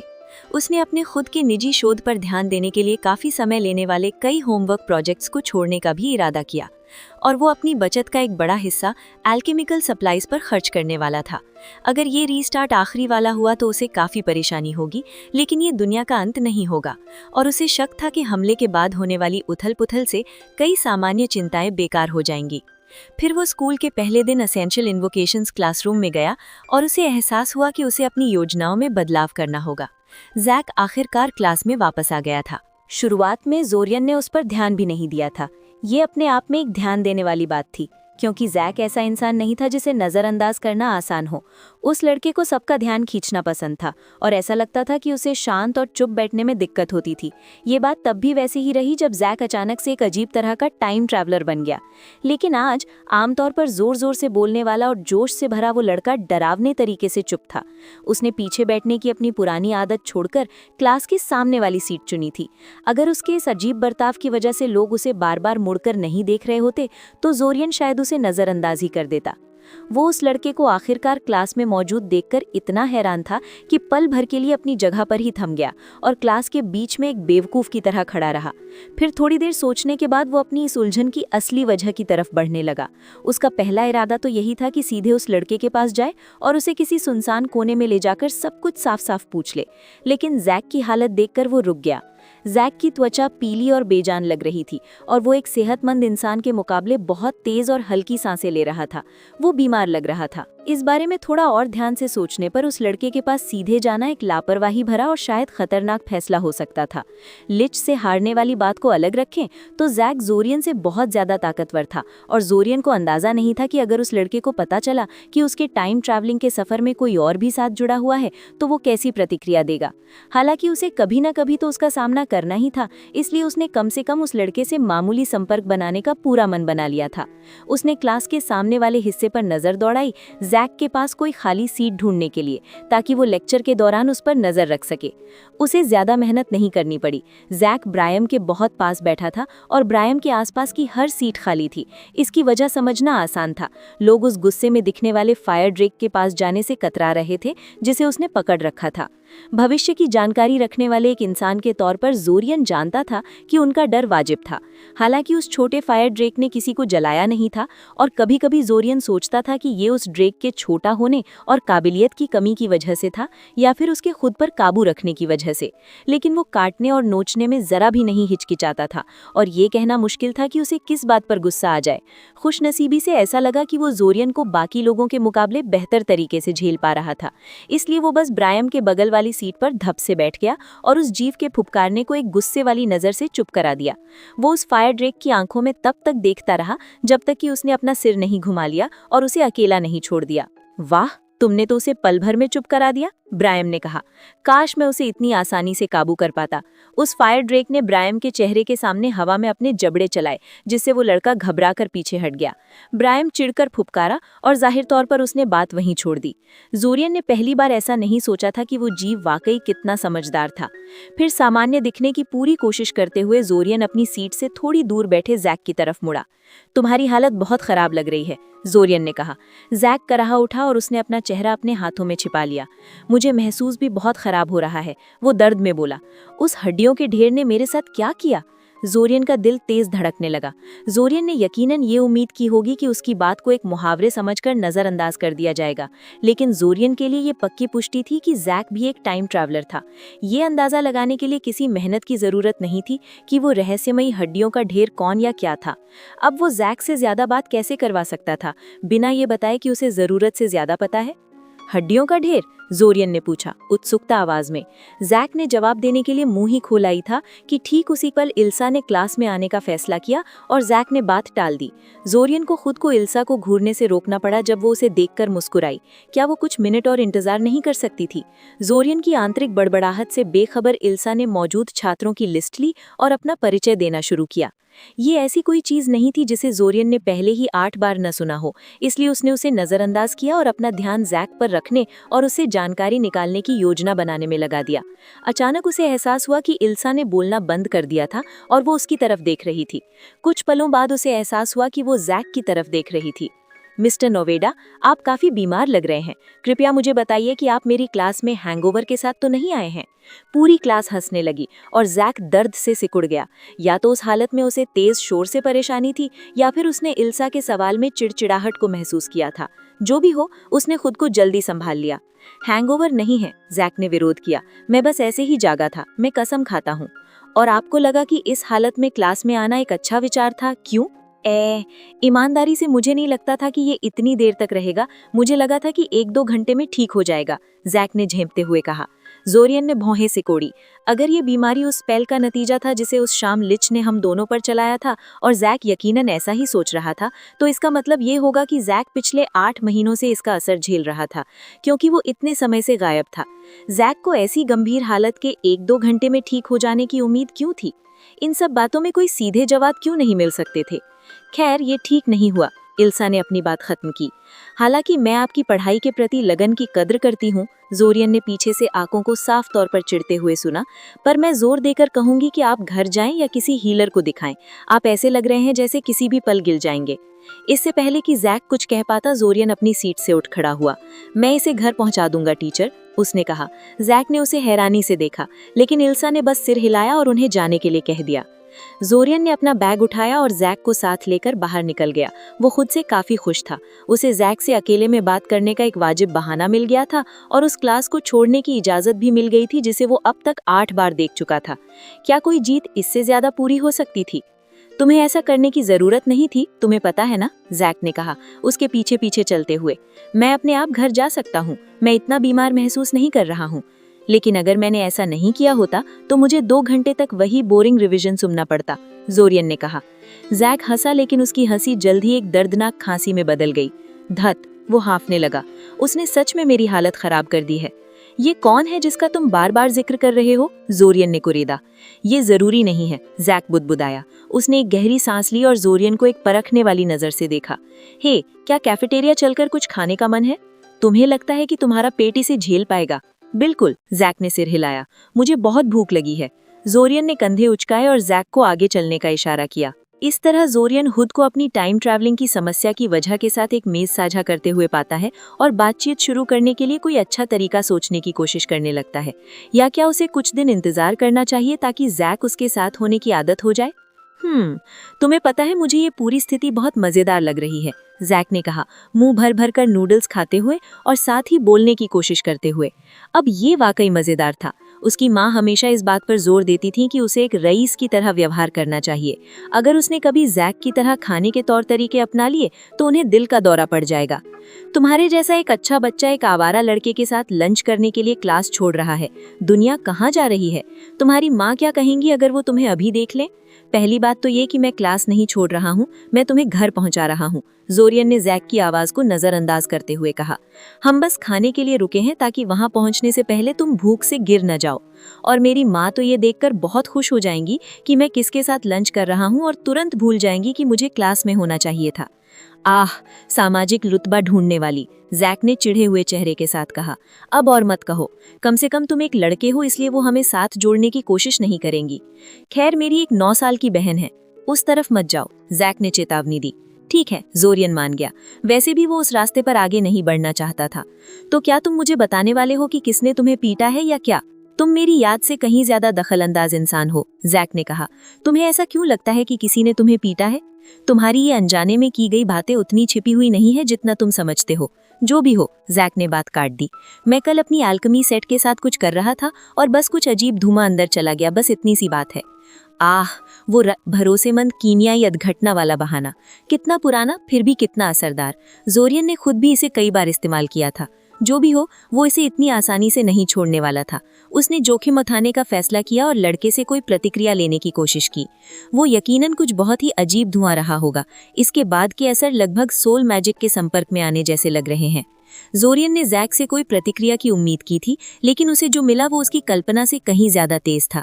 जैक तुरंत अपनी सीट पर सीधा होकर बैठ गया। उसकी आंखें एहसास के साथ फटी रह गईं। बिल्कुल, इसीलिए मैं रिवर्ट के बाद भी अभी तक इस असर को झेल रहा हूँ। उस कमीने ने उसी चीज को निशाना बनाया जिसे वापस भेजा जाता है, मेरी रूह को। कैफेटेरिया में एक अजीब सी खामोशी छा गई जब भीड़ भाड़ वाले डाइनिंग हॉल में हर कोई उस पागल लड़के को बेतुकी बातें चिल्लाते हुए देख रहा था। जैक ने धीरे से अपने हाथ नीचे किए और माफी मांगते हुए कुछ बुदबुदाया जो सिर्फ जोरियन ही सुन पाया। इकट्ठे हुए छात्रों के बीच कुछ पलों के लिए हंसी की लहर दौड़ गई और आखिरकार सब कुछ सामान्य हो गया। मैं शायद ये बात फवारे के पास जारी रखूं, है ना? मुझे नहीं पता, जोरियन ने कहतरे से कहा। अगर तुम इतना जोर से चिल्लाने वाले हो तो मुझे नहीं लगता कि उससे कुछ फर्क पड़ेगा। ओह हा, जैक बड़बड़ाया। तो मैं थोड़ा उत्तेजित हो गया। हर कोई तुम्हारी तरह बर्फ का टुकड़ा नहीं है जोरियन। बर्फ का टुकड़ा? जोरियन ने पूछा। उसकी आवाज में चेतावनी थी, लेकिन जैक पहले ही अपना सामान समेट रहा था और जोरियन चिढ़कर उसके पीछे चलने के अलावा कुछ नहीं कर सका। फिर भी जैक के उस थोड़े से चिल्लाने से उसके कुछ सवालों के जवाब मिल गए थे।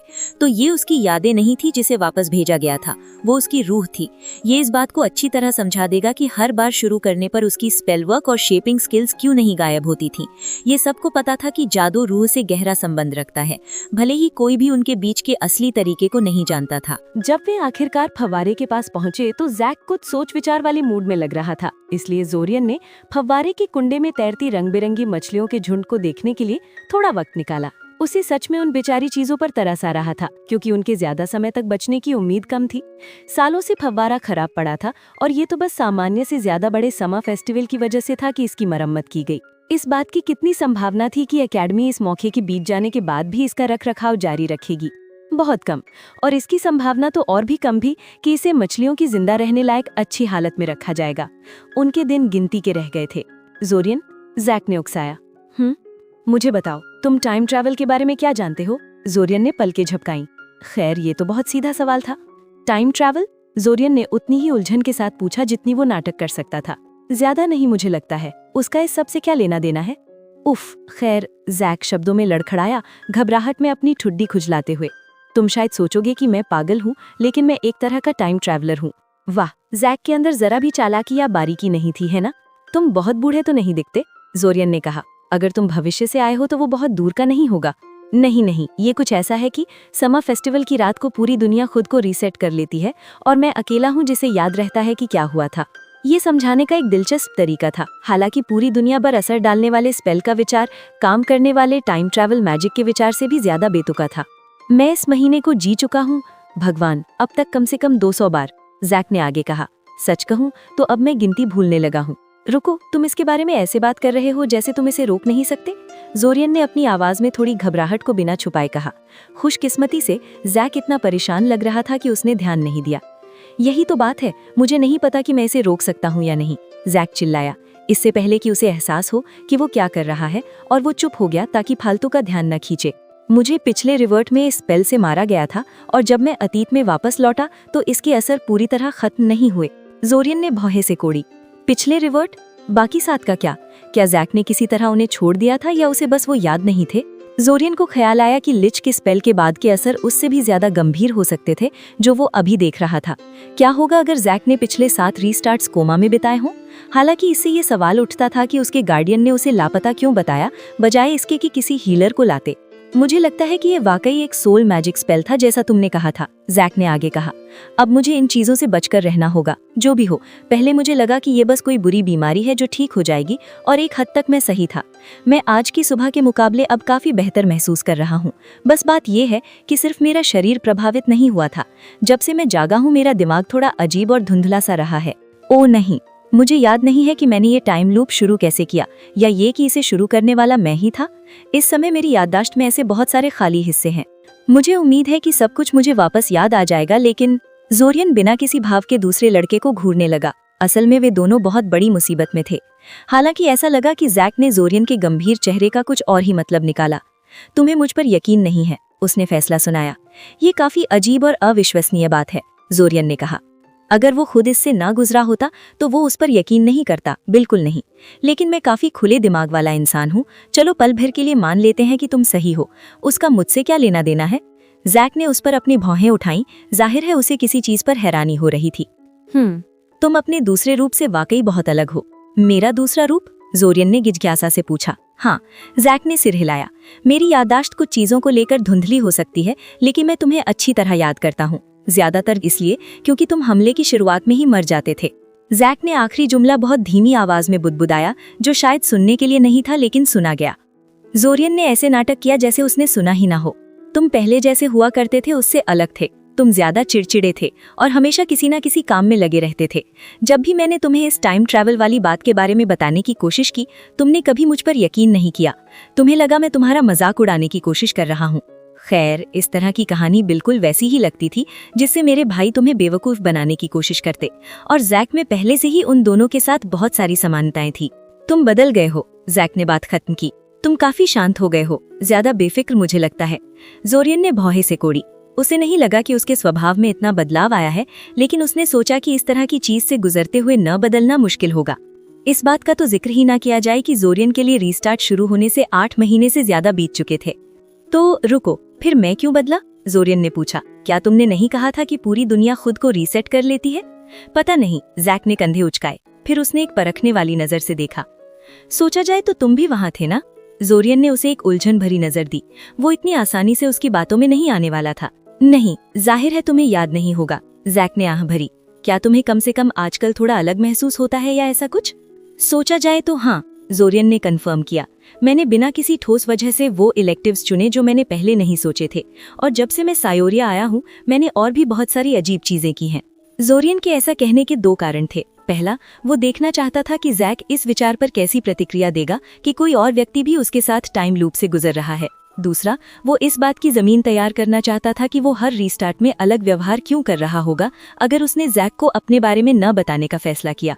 हालांकि वो हैरान था कि जैक उस पर यकीन करने के लिए इतना तैयार था। जाहिर है, इतने समय के बाद भी, लगभग 17 वर्ष के बाद, जैक में अभी तक लोगों को अच्छी तरह पढ़ने की काबिलियत नहीं आई थी। या हो सकता है कि जोरियन वाकई बहुत अच्छा एक्टर था। अजीब है, जैक ने बस इतना कहा। हाँ, जोरियन ने मान लिया। तो कोई सलाह जो एक टाइम ट्रैवलर मुझ जैसे साधारण मर्थल को दे सके? शायद कोई कमाल का सीक्रेट स्पेल ऑफ ऑसमनेस? सच कहूं तो मैं ज्यादातर मंत्र जो जानता हूं वो लड़ाई वाले हैं, जैक ने माना। मैं कॉम्बैट मैजिक में बहुत अच्छा हूं, जो अच्छी बात है क्योंकि मुझे इसमें अच्छा होने की जरूरत है। वहां कुछ है जिसे मैं रोकने की कोशिश कर रहा हूं। क्या इसमें वही मिस्टीरियस एनिमी शामिल है जिसने तुम्हारी हालत खराब की? जोरियन ने कोशिश की। वो वाकई बातचीत में उस इन्वेजन का जिक्र करना चाहता था, लेकिन नहीं जानता था कि इस बारे में कुछ भी जानने की बात को कैसे सही ठहराया जाए। उफ, खैर, काफी हद तक। मुझे साफ याद है कि तुम वहां थे, लेकिन तुम शायद लड़ाई की शुरुआत में ही मर गए थे। बुरा मत मानना जोरियन, लेकिन तुम कोई बहुत बड़े योद्धा नहीं हो, और फिर मैंने बेवकूफी में हमला कर दिया, खुद को अजेय समझते हुए। तुमने ऐसा सोचा भी क्यों? जोरियन ने ईमानदारी से उलझन में पूछा। मेरा मतलब है कि तुम अजेय हो। क्या तुम्हें खुद को अपराजित मानना खतरनाक रूप से घमंडी नहीं लगता? क्या तुम्हें पता है कि मैं इन रिवर्ट्स में कितनी बार मारा गया हूँ? जैक ने विरोध किया। मेरी याददाश्त फिर से साथ नहीं दे रही है, लेकिन ये बहुत बार था। कुछ समय के बाद आप इसे बहुत गंभीरता से नहीं लेते, और ऐसा भी नहीं है कि मैं बहुत गलत था। मुझे बस अगली बार नेक्रोमैंसी से बचकर रहना होगा, है ना? सिर्फ नेक्रोमैंसी नहीं, जोरियन ने भारी आह भरते हुए जवाब दिया।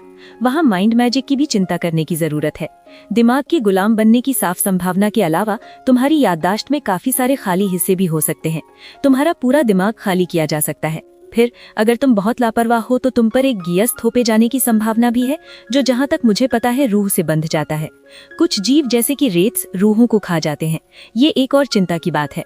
और एक जादूगर के जादू करने की ताकत को सील करने के भी कुछ तरीके हैं, जो शायद तुम्हारे साथ ही रहें जब तुम रिवर्ट यानी वापस लौटो। जैक चुप था, लेकिन जोरियन कसम खा सकता था कि जैक की बातें सुनते सुनते वो और भी पीला पड़ गया था। और ये तो बस कुछ बातें थीं जो मेरे दिमाग में अचानक आईं। मैं सिर्फ एक एकेडमी स्टूडेंट हूँ और मुझे कुछ नहीं पता। ये साफ है कि हम अजेय नहीं हैं, ठीक है? जोरियन ने थूक गठता। वो बहुत करीब था। ये खुशकिस्मती थी कि जैक इतना बेखबर था, क्योंकि अगर स्थिति उल्टी होती तो उसने बहुत पहले ही जैक की बात पकड़ ली होती। वाह, तुम्हारी बातों से ऐसा लग रहा है जैसे तुम्हें परवाह है। अब तुम्हें सच में यकीन हो गया है कि मैं टाइम ट्रैवलर हूँ? आखिरकार जैक ने एक घबराई हुई हंसी के साथ कहा। जोरियन ने कंधे उचकाए। मैं पूरी तरह से कायल नहीं हूँ, लेकिन मेरी राय में ये ऐसी चीज नहीं है जिस पर लड़ा जाए। अगर तुम कहते हो कि तुम टाइम ट्रैवलर हो तो हम मान लेंगे कि तुम टाइम ट्रैवलर हो। हाँ, जब तक वो जैक के स्वभाव को बेहतर तरीके से नहीं समझ लेता और ये नहीं जान लेता कि टाइम लूप का क्या चक्कर है, वो नाटक करेगा। जब जोरियन आखिरकार स्कूल लौटा, असेंशियल इन्वोकेशंस का बाकी हिस्सा और उसके बाद वाला मैजिकल लॉ का लेक्चर छोड़कर, तो उसे जिज्ञासु सहपाठियों और अको ने घेर लिया। अको से निपटना आसान था क्योंकि वो बस उसे बहुत देर लगाने के लिए डांटना चाहती थी और उसे चेतावनी देना चाहती थी कि उसने हाजिरी रिकॉर्ड में उसकी गैर मौजूदगी दर्ज कर ली है। मुझे पूरा यकीन था कि उस लिस्ट में क्या लिखा है इसकी परवाह करने वाला शिक्षकों समेत एकमात्र इंसान अकोजा था। जिन्हें ये जानना था कि जैक के साथ क्या गलत था, वे भी आसान थे। ये एक केमिकल एक्सीडेंट था। क्या ये वही बहाना है जो जैक ने यूज किया था? दुर्भाग्य से बहुत से लोग ये भी जानना चाहते थे कि उसने अचानक उसे घर ले जाने की पेशकश क्यों की या उसे इतना समय क्यों लगा। बहुत ही ताक झांक वाले लोग, और वे जिद्दी भी थे। उन्होंने बाकी पूरे दिन उसे अकेला छोड़ने से इनकार कर दिया। जब जोरियन आखिरकार अपने कमरे में पहुंचा तो उसने तुरंत अपना दरवाजा बंद कर लिया और राहत की सांस ली। उसके पास आखिरकार आज जो कुछ पता चला उसके बारे में सोचने के लिए पर्याप्त वक्त था। जैक को पूरा भरोसा था कि वो कल तक ठीक हो जाएगा और उसकी याददाश्त वापस आ जाएगी। जोरियन इतना भरोसेमंद नहीं था। जैक की याददाश्त और संभवतः होने में 7 महीने का खाली हिस्सा होना ये इशारा करता था कि उसके साथ कुछ बहुत ही गंभीर किया गया था। जोरियन को ऐसा कुछ क्यों नहीं झेलना पड़ा? शायद उसने झेला था। उसे अपने पहले रीस्टार्ट में असामान्य रूप से थकान महसूस हुई थी, लेकिन उसने इसे मानसिक तनाव मानकर अनदेखा कर दिया था। शायद वो उस स्पेल के बिल्कुल किनारे पर फंस गया था और इसलिए उसे सिर्फ मामूली नुकसान हुआ, या हो सकता है कि उसका पहला रीस्टार्ट सिर्फ वही था जिसकी उसे याद थी। ये एक परेशान करने वाली संभावना थी, लेकिन इस पर बहुत ज्यादा सोचने का कोई मतलब नहीं था। जब आप वाकई इस बारे में सोचते थे तो ये इतना अप्रत्याशित भी नहीं था। जिस अजीब टाइम ट्रैवल के असर में वो और जैक थे, उसने बुनियादी तौर पर उन्हें आत्माओं का अस्तित्व बना दिया था। एक लिच भी अपने मूल में एक आत्मा का ही अस्तित्व था। वे ऐसे जादूगर थे जिन्होंने रस्मों के जरिए खुद को मार लिया था और अपनी रूहों को एक चीज, उनके फाइलैक्टरी से बांध लिया था, इससे पहले कि वो परलोक में जा सकें। एक लिच के लिए ये समझ में आता है कि वो दूसरे लिच से लड़ना कैसे जानता है, और जो तरीका एक लिच के खिलाफ काम करता था वो उसके और जैक के खिलाफ भी उतना ही अच्छा काम करता। और जैक ने बेवकूफ़ी में लड़ाई के अंत में लिच से यही कह दिया था, ऐसा नहीं है कि मैं हमेशा के लिए मर जाऊंगा। वाकई लिच को शायद पता नहीं था कि जैक एग्जैक्टली क्या था, लेकिन इस तरह का स्टेटमेंट दृढ़ता से इशारा करता था कि वो या तो खुद एक लिच था या किसी तरह का कब्जा करने वाला अस्तित्व था, और व्यावहारिक नजर से ये उससे बहुत अलग नहीं था। लेकिन ये सब अब पुरानी बात थी। असली सवाल ये था, अब वो क्या करने वाला था। भले ही जैक अपनी यादें वापस पा ले, जिसमें शक था, वो बिना किसी शक के तब तक टाइम लूप को जारी रखना चाहेगा जब तक उसे लिच को हराने का रास्ता नहीं मिल जाता। अगर उस लड़के की मरे हुए जादूगर के साथ पिछली झड़प कोई इशारा थी तो इसमें काफी समय लग सकता था, और ये मानकर था कि जैक ही उस स्पेल को शुरू करने वाला था। अगर ये एक बार हुआ तो ये 2 बार भी हो सकता था। उसे एक हल्का सा शक था कि जैक भी उतना ही बिन बुलाया मेहमान या स्टो अवे हो सकता है जितना कि जोरियन था। क्या कोई तीसरा व्यक्ति भी था जो इस लूप में घूम रहा था? यहाँ द सोर्सेज के पैराग्राफ 1 से 21 का विस्तृत विवरण और अनुवाद दिया गया है, जो जोरियन के नए दृष्टिकोण, उसकी ट्रेनिंग और लाइब्रेरी में उसके अनुभवों पर केंद्रित है। अचानक उसे इस चीज़ से बाहर निकलने की उतनी जल्दी नहीं लगी जितनी शुरुआत में थी। बाहर निकलने का मतलब ये नहीं था कि सब कुछ सामान्य हो जाएगा। हमला साफ तौर पर एक मामूली आतंकी हमले से कहीं ज्यादा था, और जोरियन को शक था कि इसे रोकना ही सब कुछ नहीं होगा। कुछ बहुत बड़ा हो रहा था और जोरियन एक बहुत छोटी मछली था। जैसा कि टाइवन मजाक में कहती थी, एक कॉकरोच। टाइम लूप के अंदर उसके पास अपना भविष्य सुरक्षित करने का मौका था, इसके बाहर वो बस एक और शिकार था। इसके अलावा अगर जैक की बात मानी जाए तो जोरियन के लिए सामान्य होने का मतलब था हमले की शुरुआत में ही मारा जाना। उसे ऐसे सामान्य होने की कोई खास परवाह नहीं थी। सच तो यह है कि वो इसके बारे में जितना सोचता, उसे ये पूरी चीज़ एक परेशानी के बजाय एक बहुत बड़ा मौका लगने लगती। एक समय था जब जोरियन छोटा था तो वो एक महान मेज बनने का सपना देखता था, वैसा जिसके बारे में कहानियां बनती हैं, जो अकेले ही जादू के पूरे क्षेत्र में बदलाव ले आता है। समय के साथ ये सपना मर गया क्योंकि उसे साफ हो गया था कि उसके पास न तो वो टैलेंट था, न काम करने का तरीका, और न ही सही जान पहचान जिससे ऐसा हो सके। वो बिना किसी खास फायदे वाला एक औसत दर्जे का छात्र था, लेकिन अब उसके पास वो सारा समय था जिसकी उसे ज़रूरत थी ताकि वो अपने साथियों से आगे निकल सके और वाकई महान बन सके, डेमन से भी ज़्यादा महान। उसने अपना सिर हिलाया, उस सोच को वहीं छोड़ दिया। वो अपनी सोच में बहुत आगे निकल रहा था। उसे महानता के धुन धुंधले विचार के बजाय खुद को आगे ले जाने के लिए कुछ ठोस चाहिए था, हासिल करने के लिए साफ लक्ष्य और आगे बढ़ने का रास्ता। अभी वो सिर्फ जैक को कुछ टिप्स के लिए परेशान करने, लाइब्रेरी से और स्पेल्स ढूंढने और अपनी अजीब आर्थिक स्थिति का इस्तेमाल करके अपनी एल्केमिकल स्किल्स सुधारने के बारे में ही सोच सकता था। उसे मदद के लिए जैक पर भरोसा करने में थोड़ी हिचकिचाहट थी। भले ही वो लड़का साथ देने के लिए राजी हो जाता, फिर भी वो दूसरे टाइम ट्रैवलर से केवल एक हद तक ही सीख सकता था, बिना ये बताए कि हर बार अतीत में वापस लौटने पर उसे भी अपनी यादें रहती हैं। लाइब्रेरी में जाहिर तौर पर बहुत सारे स्पेल्स थे, लेकिन कुछ भी गंभीर यानी जिसका इस्तेमाल लड़ाई, अपराध या जासूसी के लिए किया जा सके, वो रिस्ट्रिक्टेड था। और उसे पुराने छात्रों से बात करके पता चला था कि टीचर परमिशन स्लिप्स देने में बहुत कंजूसी करते थे। यहाँ तक कि फोटोव भी इसे नहीं पा सका था, जो अपनी बातों से एक ट्रोल को भी उसे न खाने के लिए मना सकता था। अपनी एल्केमी स्किल्स को निखारना यकीनन एक रास्ता था। अब तक उसने इन्वोकेशन पर ज्यादा ध्यान सिर्फ इसलिए दिया था क्योंकि उसे काम के लिए सामग्री खरीदनी पड़ती थी और वो पैसे बचाने की कोशिश कर रहा था। एल्केमी की किसी भी गंभीर पढ़ाई के लिए बहुत सारे पैसों की जरूरत थी। एल्केमिकल इंग्रेडिएंट्स बहुत महंगे थे। हालांकि हर रीस्टार्ट के बाद उसके सेविंग अकाउंट के अपने आप भरने की वजह से पैसों की चिंता ने उसे उतना नहीं रोका जितना पहले होता था। सच कहूं तो ये बहुत ज्यादा नहीं था। उसे एक बेहतर योजना की जरूरत थी। एक और आहर के साथ जोरियन ने अपनी भरोसेमंद नोटबुक निकाली और योजना बनाना और लिखना शुरू किया। क्या मैं तुम्हारे लिए कुछ कर सकता हूँ बेटे? किरॉन ने पूछा। क्लास खत्म हो चुकी है, अगर तुमने ध्यान न दिया हो। मैंने ध्यान दिया था। मैं बस आपसे किसी चीज के बारे में बात करना चाहता था। किरॉन ने उसे बात जारी रखने का इशारा किया। मुझे उम्मीद है कि आपको बुरा नहीं लगेगा, लेकिन आपका बताया हुआ प्रोग्राम थोड़ा आसान लगता है। पूरे 1 महीने तक मैजिक मिसाइल का अभ्यास करना मुझे काफी बेकार लगता है, क्योंकि मेरी उस पर पहले से ही अच्छी पकड़ है। किरॉन उसे कुछ सेकंड तक देखता रहा। जोरियन ने घबराहट में हिलने की अपनी आदत को दबाया और उस आदमी को वापस घूरने लगा। किरॉन ऐसा इंसान लग रहा था जो इससे प्रभावित होगा। मुझे उम्मीद है कि तुम्हें बुरा नहीं लगेगा बेटे, लेकिन तुम्हारे पास एक असली बैटल मेज बनने के लिए पर्याप्त ताकत नहीं है। तुम्हारी उम्र के हिसाब से तुम्हारी शेपिंग स्किल्स काफी प्रभावशाली हैं, लेकिन तुम रॉड से सिर्फ 10 शॉट चलाने के बाद थक जाते हो और किसी गंभीर लड़ाई में इससे काम नहीं चलेगा। खैर, मुझे ये पता है, जोरियन ने माना। उसकी ताकत उस समय के मुकाबले थोड़ी बढ़ गई थी जब उसने पहली बार इस क्लास को लिया था, इसलिए 10 शॉट भी असल में एक इम्प्रूवमेंट था। वैसे क्या मैं इसके बारे में कुछ कर सकता हूँ? ऐसी चीज की जिसकी मैं सलाह दूं? किरॉन ने सिर हिलाते हुए कहा।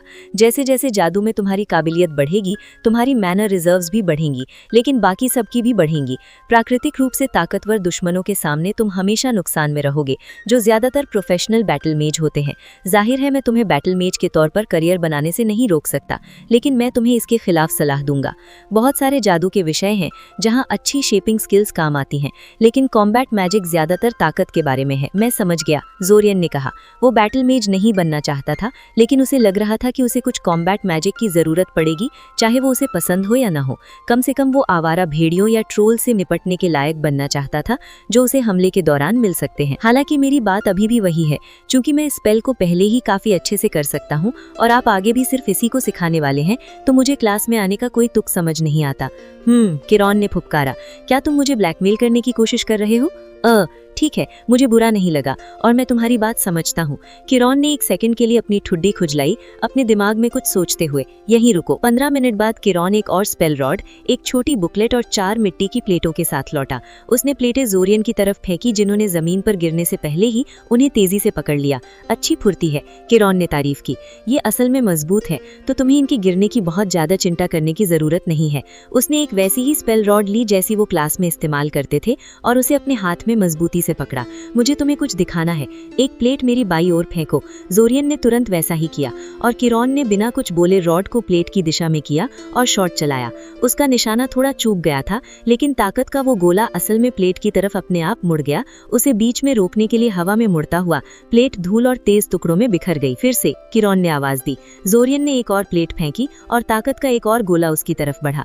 हालांकि ये वाला भिन्न था। ये एक बड़ी सुई की तरह लंबा और पतला था। ये प्लेट से टकराया, लेकिन उसे टुकड़ों में तोड़ने के बजाय इसके आर पार निकल गया। खत्म होने से पहले इसके बीच में एक छेद कर दिया। आखिरी दोनों को एक साथ फेंको, किरॉन ने निर्देश दिया। 2 प्लेटें हवा में उड़ी और किरॉन ने फिर से अपनी रॉड उनकी दिशा में की। जोरियन ने गोले का इंतजार किया लेकिन कोई गोला नहीं आया। इसके बजाय दोनों प्लेटें अचानक कुछ अनदेखे ब्लेडों से 2 हिस्सों में कट गई। किरॉन ने अपना हाथ नीचे किया और बोलना शुरू किया, मैं मैजिक मिसाइल पर इतना समय इसलिए बिता रहा हूँ क्योंकि ये एक बहुत ही उपयोगी स्पेल है। अपने सबसे सरल रूप में ये ताकत के एक चमकते गोले का रूप लेता है जो एक सीधी रेखा में चलता है और जिससे भी टकराता है उसे जोर का झटका देता है। इस रूप को अक्सर स्मैशर कहा जाता है और ये एक बहुत ही सरल और असरदार स्पेल है। हालांकि एक काबिल में जिसके साथ बहुत कुछ कर सकता है। तुम इसे एक निशाने का पीछा करने वाला यानी होम इन बनाने के लिए एनिमेशन मैजिक का इस्तेमाल कर सकते हो। तुम इसे एक नुकीले पॉइंट की तरह तेज कर सकते हो जो चीजों को तोड़ने के बजाय उनमें छेद कर देगा, या काटने के लिए एक रेखा बना सकते हो जिन्हें क्रमशः पियर्सर और कटर कहा जाता है। तुम एक के बजाय कई मिसाइलें छोड़ सकते हो, यहाँ तक कि एक पूरा झुंड स्वॉर्म, अगर तुम्हारे पास उतनी ताकत और काबिलियत हो। और जाहिर है तुम उस गोले को अदृश्य भी कर सकते हो। अदृश्य? जोरियन ने पूछा। हाँ, किरॉन ने माना। पूरी तरह से सही तरीके से डाला गया फोर्स स्पेल पूरी तरह से पारदर्शी होता है। जो रोशनी तुम आमतौर पर देखते हो वो जादुई रिसाव है जो एक अधूरी स्पेल बाउंड्री की वजह से होता है। जिस तेजी से कॉम्बैट मैजिक डाला जाता है उससे ये लगभग तय है कि स्पेल बाउंड्री बनाने में कुछ गलतियां होंगी, और भले ही कोई गलती न हो लेकिन उसमें डाली गई मैना की भारी मात्रा चीजों को बिगाड़ या बिखेर सकती है। तो क्या मैं इस स्पेल को गलत तरीके से कर रहा हूँ? जोरियन ने संक्षेप में पूछा, उन चमकते गोलों के बारे में सोचते हुए जो वो हमेशा रॉड से बनाता था। रुकिए, आपकी मिसाइलें भी आमतौर पर चमकती हैं, क्या वो? किरॉन हंसा। जैसा कि मैंने शुरुआत में कहा था, बहुत सारे जादू के विषय हैं जहां अच्छी शेपिंग स्किल्स काम आती हैं, लेकिन कॉम्बैट मैजिक ज्यादातर ताकत के बारे में है। ज्यादातर बैटल मेज एक सामान्य मैजिक मिसाइल को भी पारदर्शी नहीं बना सकते। ऊंचे स्तर के फोर्स स्पेल्स की तो बात ही छोड़ दें, इससे उन्हें कोई फर्क नहीं पड़ता। यहाँ तक कि मैं भी आमतौर पर इसकी जहमत नहीं उठाता क्योंकि इसके फायदे बहुत कम हैं। दूसरी ओर तुम्हें हर उस फायदे की जरूरत है जो तुम्हें मिल सके। किरॉन ने स्पेल रॉड और उसके साथ की बुकलेट जोरियन के हाथों में थमा दी। तुम सही कह रहे हो कि तुम अगले 1 महीने या उससे ज्यादा क्लास में ज्यादा कुछ नहीं सीखोगे। स्मैशर भले ही सरल हो लेकिन तुम्हारे आधे छात्रों को अभी भी इसमें दिक्कत आ रही है और तुम अकेले हो जिसकी इस पर वाकई अच्छी पकड़ है। तो इस बुकलेट को पढ़ो, अभ्यास करने के लिए कुछ निशाने ढूंढो और ये पक्का कर लो कि अभ्यास के दौरान कोई दोस्त पास में हो ताकि अगर तुम कोई बड़ी गड़बड़ करो तो वो मदद ला सके। और हाँ, जो रॉड मैं तुम्हें उधार दे रहा हूँ उससे किसी को चोट मत पहुंचाना वरना मैं बहुत गुस्सा हो जाऊंगा। 2 हफ्ते बाद मेरे पास वापस आओ ताकि मैं देख सकूं कि तुम कैसी प्रगति कर रही हो। ठीक है, जोरियन ने जोश से हामी भरी। ये उसकी उम्मीद से कहीं ज्यादा अच्छा रहा। अब यहाँ से निकलो। किरॉन ने दरवाजे की तरफ इशारा किया। तुमने मेरी कॉफी का पूरा ब्रेक बर्बाद कर दिया। जोरियन ने किताबों का ढेर पास की एक मेज पर रखा और अलमारियों को देखने लगा। उसने फिर से लाइब्रेरी कर्मचारी के तौर पर अपनी किस्मत आजमाने का फैसला किया था, इस उम्मीद में कि एक कर्मचारी के रूप में उसे स्पेल रिस्ट्रिक्शन से बचने का कोई रास्ता मिल जाएगा। जैक कुछ दिनों से क्लास से गायब था, शायद अभी भी सोल स्पेल के असर झेल रहा था, इसलिए वो अपने साथी टाइम ट्रैवलर से चालाकी से जवाब नहीं निकलवा सकता था। और इसके अलावा वो उन किताबों वाली डिविनेशंस को भी सीखना चाहता था जिनका उससे वादा किया गया था। हालांकि वो किरिथिशली से उन डिविनेशन स्पेल्स को सीखने की जल्दी में नहीं था। कायरन ने उसे अभ्यास के लिए मैजिक मिसाइल के जो अलग अलग रूप दिए थे वो पहले ही उसे काफी परेशान कर रहे थे। जैसा कि कायरन ने लेक्चर की शुरुआत में कहा था, समस्या ये थी कि शेपिंग को पलक झपकते ही करना पड़ता था और इसमें अपनी मैना रिजर्व्स का एक बड़ा हिस्सा एक जल्दी में बनाई गई स्पेल बाउंड्री में डालना शामिल था। ये तब काफी आसान था जब आप सिर्फ एक ऐसा गोला चाहते थे जो सीधी रेखा में चले और चीजों को तोड़ दे, लेकिन स्पेल में किसी निशाने का पीछा करने वाला फंक्शन जोड़ना एक मुश्किल काम था। उन सभी छोटी छोटी कमियों को खत्म करने और गोले को पारदर्शी बनाने की कोशिश की तो बात ही छोड़िए। इसका ये मतलब नहीं है कि उसने कोई प्रगति नहीं की। वो अब गोले को निशाने की तरफ मोड़ सकता था, भले ही उसका निशाना थोड़ा सा चूक गया हो, और उसने कल एक बेहतरीन पियर्सर बनाने में कामयाबी हासिल की। प्रगति। आइबरी ने उसके पास अलमारी में किताब रखते हुए कहा, तुम इन चीजों में काफी अच्छे हो। मैं हैरान हूँ। आमतौर पर लोगों को यहाँ हमारे द्वारा इस्तेमाल किए जाने वाले सिस्टम को समझने में थोड़ा समय लगता है। मुझे लगता है कि तुमने पहले भी किसी लाइब्रेरी में काम किया है ना? हाँ, जोरियन मान गया। ये तकनीकी तौर पर सच था। ये ऑर्गेनाइजेशन के मामले में हैरानी भरे तरीके से इसके जैसा ही था। ये वाकई कोई हैरान करने वाली बात नहीं है किरिथिशली ने उसके पीछे से कहा, जिससे वो अचानक डर कर उछल पड़ा। सभी सरकारी लाइब्रेरीज एक ही ऑर्गेनाइजिंग सिस्टम इस्तेमाल करती हैं। ये सोसाइटी ऑफ लाइब्रेरियंस द्वारा लागू किया गया एक स्टैंडर्ड है। यहाँ तक कि दूसरे स्प्लिंटर नेशंस के सिस्टम्स भी काफ़ी मिलते जुलते हैं, क्योंकि वे सब कभी एक ही देश का हिस्सा हुआ करते थे। ज़ोरियन ने अंदाज़ा लगाया। ये बहस का विषय है कि क्या ओल्ड अलायंस को एक यूनिफाइड स्टेट माना जा सकता है। किरिथिशली ने कहा, नाम से ही सब पता चल जाता है, ये किसी और चीज़ से ज़्यादा एक अलायंस था। ये कहना गलत नहीं होगा कि इसे एक राज्य बनाने की कोशिश ने ही स्प्लिंटर वॉर्स को जन्म दिया, लेकिन हाँ, कभी ओल्ड अलायंस का हिस्सा होने की वजह से स्प्लिंटर नेशंस को उसकी बहुत सारी प्रशासनिक विरासत मिली, जिसमें लाइब्रेरी ऑर्गेनाइजेशन भी शामिल है। ज़ोरियन को अब समझ आने लगा था कि किरिथिशली के मौजूदा हेडमास्टर के साथ इतने खिंचे हुए रिश्ते क्यों थे। वो उस आदमी के बारे में बहुत कम जानता था, लेकिन उसे जो पता चला उससे लगा कि वो राजनीति में बहुत ज़्यादा शामिल और खैर देशभक्त था, और जिस देश में वे रह रहे थे उसने अपना आधिकारिक रुख साफ कर दिया था। वहाँ कोई ओल्ड अलायंस में ही था, क्योंकि अलायंस ऑफ एल्डमार कभी खत्म नहीं हुआ, ये बस छोटा हो गया। ये बात देश के नागरिकों और विदेशियों दोनों के लिए पूरी तरह बेतुकी थी, लेकिन ज़्यादातर को नेताओं की हाँ में हाँ मिलाना आसान लगा। किरिथिशली जाहिर तौर पर एक कदम और आगे निकल गई और उसने इस बात से ही इनकार कर दिया कि पहले कोई ऐसा राज्य था जिसकी विरासत उन्हें मिली थी। वो एक तेज़ और अपनी राय रखने वाली महिला थी। उसने शायद हेडमास्टर के सामने ही ऐसी कोई बात कह दी होगी। वो बातचीत यकीनन मज़ेदार रही होगी। हे, एक जानी पहचानी आवाज़ आई। क्या ज़ोरियन यहाँ है? मैंने सुना है। लाइब्रेरी में चिल्लाओ मत ज़ैक, ज़ोरियन ने आह भरते हुए कहा।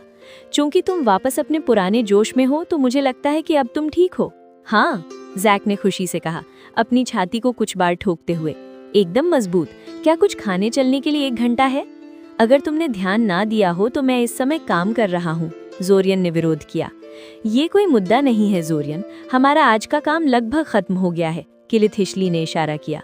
फिर वो उसकी तरफ झुकी और उसके कान में बुदबुदाई, जब तक कि तुम उससे पीछा छुड़ाना नहीं चाहते और मैं बीच में आ रही हूँ। ज़ोरियन ने उसकी चिंता को टाल दिया और ज़ैक के पीछे बाहर चला गया। जितना ये देखने में मज़ा आता कि किरिथिशली ज़ैक को भगाने के लिए क्या कहेगी, वो असल में उस लड़के से बात करना चाहता था। तो तुम मुझे ढूंढते हुए कैसे आए? ज़ोरियन ने पूछा। उसे लगा था कि उसे और जानकारी पाने के लिए उस लड़के के पीछे पड़ना होगा, लेकिन ऐसा लगा कि ज़ैक उसे पसंद करने लगा था। उसे समझ नहीं आ रहा था कि वो इस बात से खुश हो या चिढ़ जाए। ये आसान तो था, लेकिन इससे इस बात का खतरा बढ़ गया था कि उसे एहसास हो जाए कि ज़ोरियन के साथ कुछ अजीब था। तुम इस समय मेरे जानने वाले सबसे दिलचस्प इंसान हो, और नियोलू के अलावा अकेले ऐसे इंसान हो जो टाइम ट्रैवल के बारे में मेरी बात पर यकीन करते हो। नियोलू? ज़ोरियन ने हैरानी से पूछा। वो स्पेक्युलेटिव फिक्शन और रहस्यों की बहुत शौकीन पाठिका है और काफ़ी कल्पनाशील और खुले दिमाग की है। एक नादान सपने देखने वाली, उसके पिता ऐसा कहेंगे। उसे ये यकीन दिलाना बहुत आसान था कि मैं वाकई एक टाइम ट्रैवलर हूँ। मुझे लगता है कि वो चाहती है कि ये सच हो। आह, ज़ोरियन ने कहा। उसे लगा कि अब वो जानता है कि ज़ैक ने पहली बार इस महीने से गुजरते समय नियोलू को इतना शामिल क्यों किया। हालांकि वो अभी भी नहीं जानता था कि वो दूसरी लड़की कौन थी, और उसे नहीं पता था कि वो उसे बातचीत में कैसे शामिल करे। वैसे तुमने कितने लोगों को यकीन दिलाने की कोशिश की? ज़ोरियन ने पूछा। हमारे सभी सहपाठियों और शिक्षकों को, हेडमास्टर को और शहर के हर पुलिस विभाग के प्रमुखों को, कुछ नईबों और दूसरे प्रभावशाली लोगों को भी। कितना जिद्दी। बहुत सफल नहीं रहे, मेरा अंदाजा है, ज़ोरियन ने अंदाजा लगाया। ये कहना तो बहुत कम होगा ज़ैक ने आह भरी। ज़ोरियन ने भौहें सिकोड़ी। उसे अचानक कुछ एहसास हुआ। ज़ैक ने उन सभी लोगों को ये यकीन दिलाने की कोशिश क्यों की कि वो एक टाइम ट्रैवलर था? ये सुनकर ऐसा नहीं लगा कि कोई टाइम ट्रैवलर खास तौर पर हमले को रोकने के लिए आया हो। ये सुनने में ज़्यादा वैसा लगा जैसा ज़ोरियन ने तब सोचा था जब उसे एहसास हुआ कि वो कितनी बड़ी मुसीबत में है। लेकिन आखिरकार उसने इस विचार को छोड़ दिया, क्योंकि उसे उम्मीद थी कि नतीजे कमोबेश वही होंगे जो ज़ैक को मिले थे। ज़ैक? ज़ोरियन ने सावधानी से शुरू किया। तुम्हारी याददाश्त के उन खाली हिस्सों का क्या वे अभी भी वही हैं? वे अभी भी वही हैं, ज़ैक चिढ़कर बोला। हालांकि मुझे पूरा यकीन है कि वे अब और नहीं बढ़ रहे हैं, भगवान का शुक्र है। ज़ोरियन मान गया। तो तुम्हें नहीं पता कि तुमने ये टाइम ट्रैवल मैजिक कैसे किया? मैंने इस बारे में ढूंढा और कहा जाता है कि ये नामुमकिन है, तुम्हें पता है? असल में उतना ही नामुमकिन जितना एक चौकोर त्रिकोण बनाना। खैर ये साफ तौर पर उतना नामुमकिन नहीं है ना? जैक ने पलटकर जवाब दिया। नहीं, मुझे कोई अंदाज़ा नहीं है कि मैंने ये कैसे किया, अगर ये मैंने ही किया है तो। अगर तुमने किया है तो, ज़ोरियन मान गया। तुम्हारी बातों से मुझे ऐसा लग रहा है कि तुमने ये रिवर्ट्स एक आम अकेडमी स्टूडेंट के तौर पर शुरू किए थे। और मेरा मतलब ये तुम्हें नीचा दिखाना नहीं है, लेकिन मुझे जो जैक याद है वो किसी भी स्पेल को बनाने के काबिल नहीं था, और टाइम ट्रैवल जैसी चीज़ तो बहुत दूर की बात थी। हे जैक घबराहट में हंसा। तुम शायद सही कह रहे हो, मैं जादूगरों वाले इस पूरे काम में बहुत खराब हुआ करता था। लेकिन ऐसे उदास करने वाले विषयों को छोड़ो, क्योंकि मेरे पास तुम्हारे लिए अच्छी खबर है। ओह, ज़ोरियन ने उत्सुकता से पूछा। हाँ, जैक ने पुष्टि की। मैंने सुना है कि तुम कॉम्बैट मैजिक सीखने की कोशिश कर रहे हो। तुमने ये कहाँ सुना? ज़ोरियन ने विरोध किया। कायरॉन ने बाकी शिक्षकों को बताया, शिक्षकों ने प्रशासन के स्टाफ को बताया, प्रशासन के स्टाफ ने सफाई कर्मचारियों और दूसरे कम पैसे वाले कामगारों को बताया, उन्होंने छात्रों को बताया और छात्रों ने मुझे बताया। इससे क्या फ़र्क पड़ता है? जो मायने रखता है वो ये है कि मैं रिवर्ट्स की वजह से कॉम्बैट मैजिक में बहुत अच्छा हूँ और मैंने तुम्हें सिखाने का फैसला किया है। इसे मेरी बात पर यकीन करने का एक इनाम समझो। ज़ोरियन ने जैक को हैरानी भरी नज़र से देखा। वो अपनी मर्जी से उसकी मदद करने वाला था, बस ऐसे ही, किसी साजिश या चालाकी की ज़रूरत नहीं। लगभग निराशाजनक। क्या? जैक ने विरोध किया। ये सच है, मैं वाकई कॉम्बैट मैजिक में बहुत अच्छा हूँ। असल में ये वो क्षेत्र है जिसमें मैं सबसे ज़्यादा माहिर हूँ। ओह, ये तो एक बहुत ही शानदार शुरुआत थी। ऐसा नहीं है कि मुझे तुम पर यकीन नहीं है, लेकिन तुम कॉम्बैट मैजिक में इतने अच्छे कैसे हुए? ज़ोरियन ने पूछा। मेरा मतलब है, जादूगर कॉम्बैट मैजिक सिखाने के मामले में बहुत कंजूस होते हैं। इन रिवर्ट्स के बावजूद वे इन्हें तुम्हारे जैसे एक अकेडमी स्टूडेंट के साथ क्यों शामिल करेंगे, ख़ासतौर पर जब तुम गैर जिम्मेदार माने जाते हो? जैक ने उसकी बात पूरी की। सच कहूँ तो मुझे जो मंत्र पता है वे मैंने कानूनी तौर पर नहीं पाए। मैं कॉम्बैट मैजिक हासिल करने के अपने तरीकों की सलाह किसी ऐसे को नहीं दूंगा जो टाइम ट्रैवलर ना हो। इसमें आप बहुत बार मरते हैं। ओह हाँ, लेकिन तुम्हारे पास मैं हूं तो बस ये काफ़ी है। चुपचाप ये सोचते हुए कि वो खुद को किस मुसीबत में डाल रहा है, वो उसके पीछे चला पड़ा। चैप्टर 6 और 7 के अंत तक एक बात साफ हो जाती है, लूप कोई रैंडम कर्स नहीं है। इसमें स्ट्रक्चर है, लिमिट्स है और कॉन्सिक्वेंसेस भी। ज़ोरियन अब सिर्फ रिएक्ट नहीं कर रहा, वो टेस्ट कर रहा है, ऑब्जर्व कर रहा है और धीरे धीरे कंट्रोल लेने की कोशिश कर रहा है। लेकिन जितना ज़्यादा वो समझता है, उतना ही ये एहसास गहराता है कि वो इस लूप में अकेला नहीं हो सकता।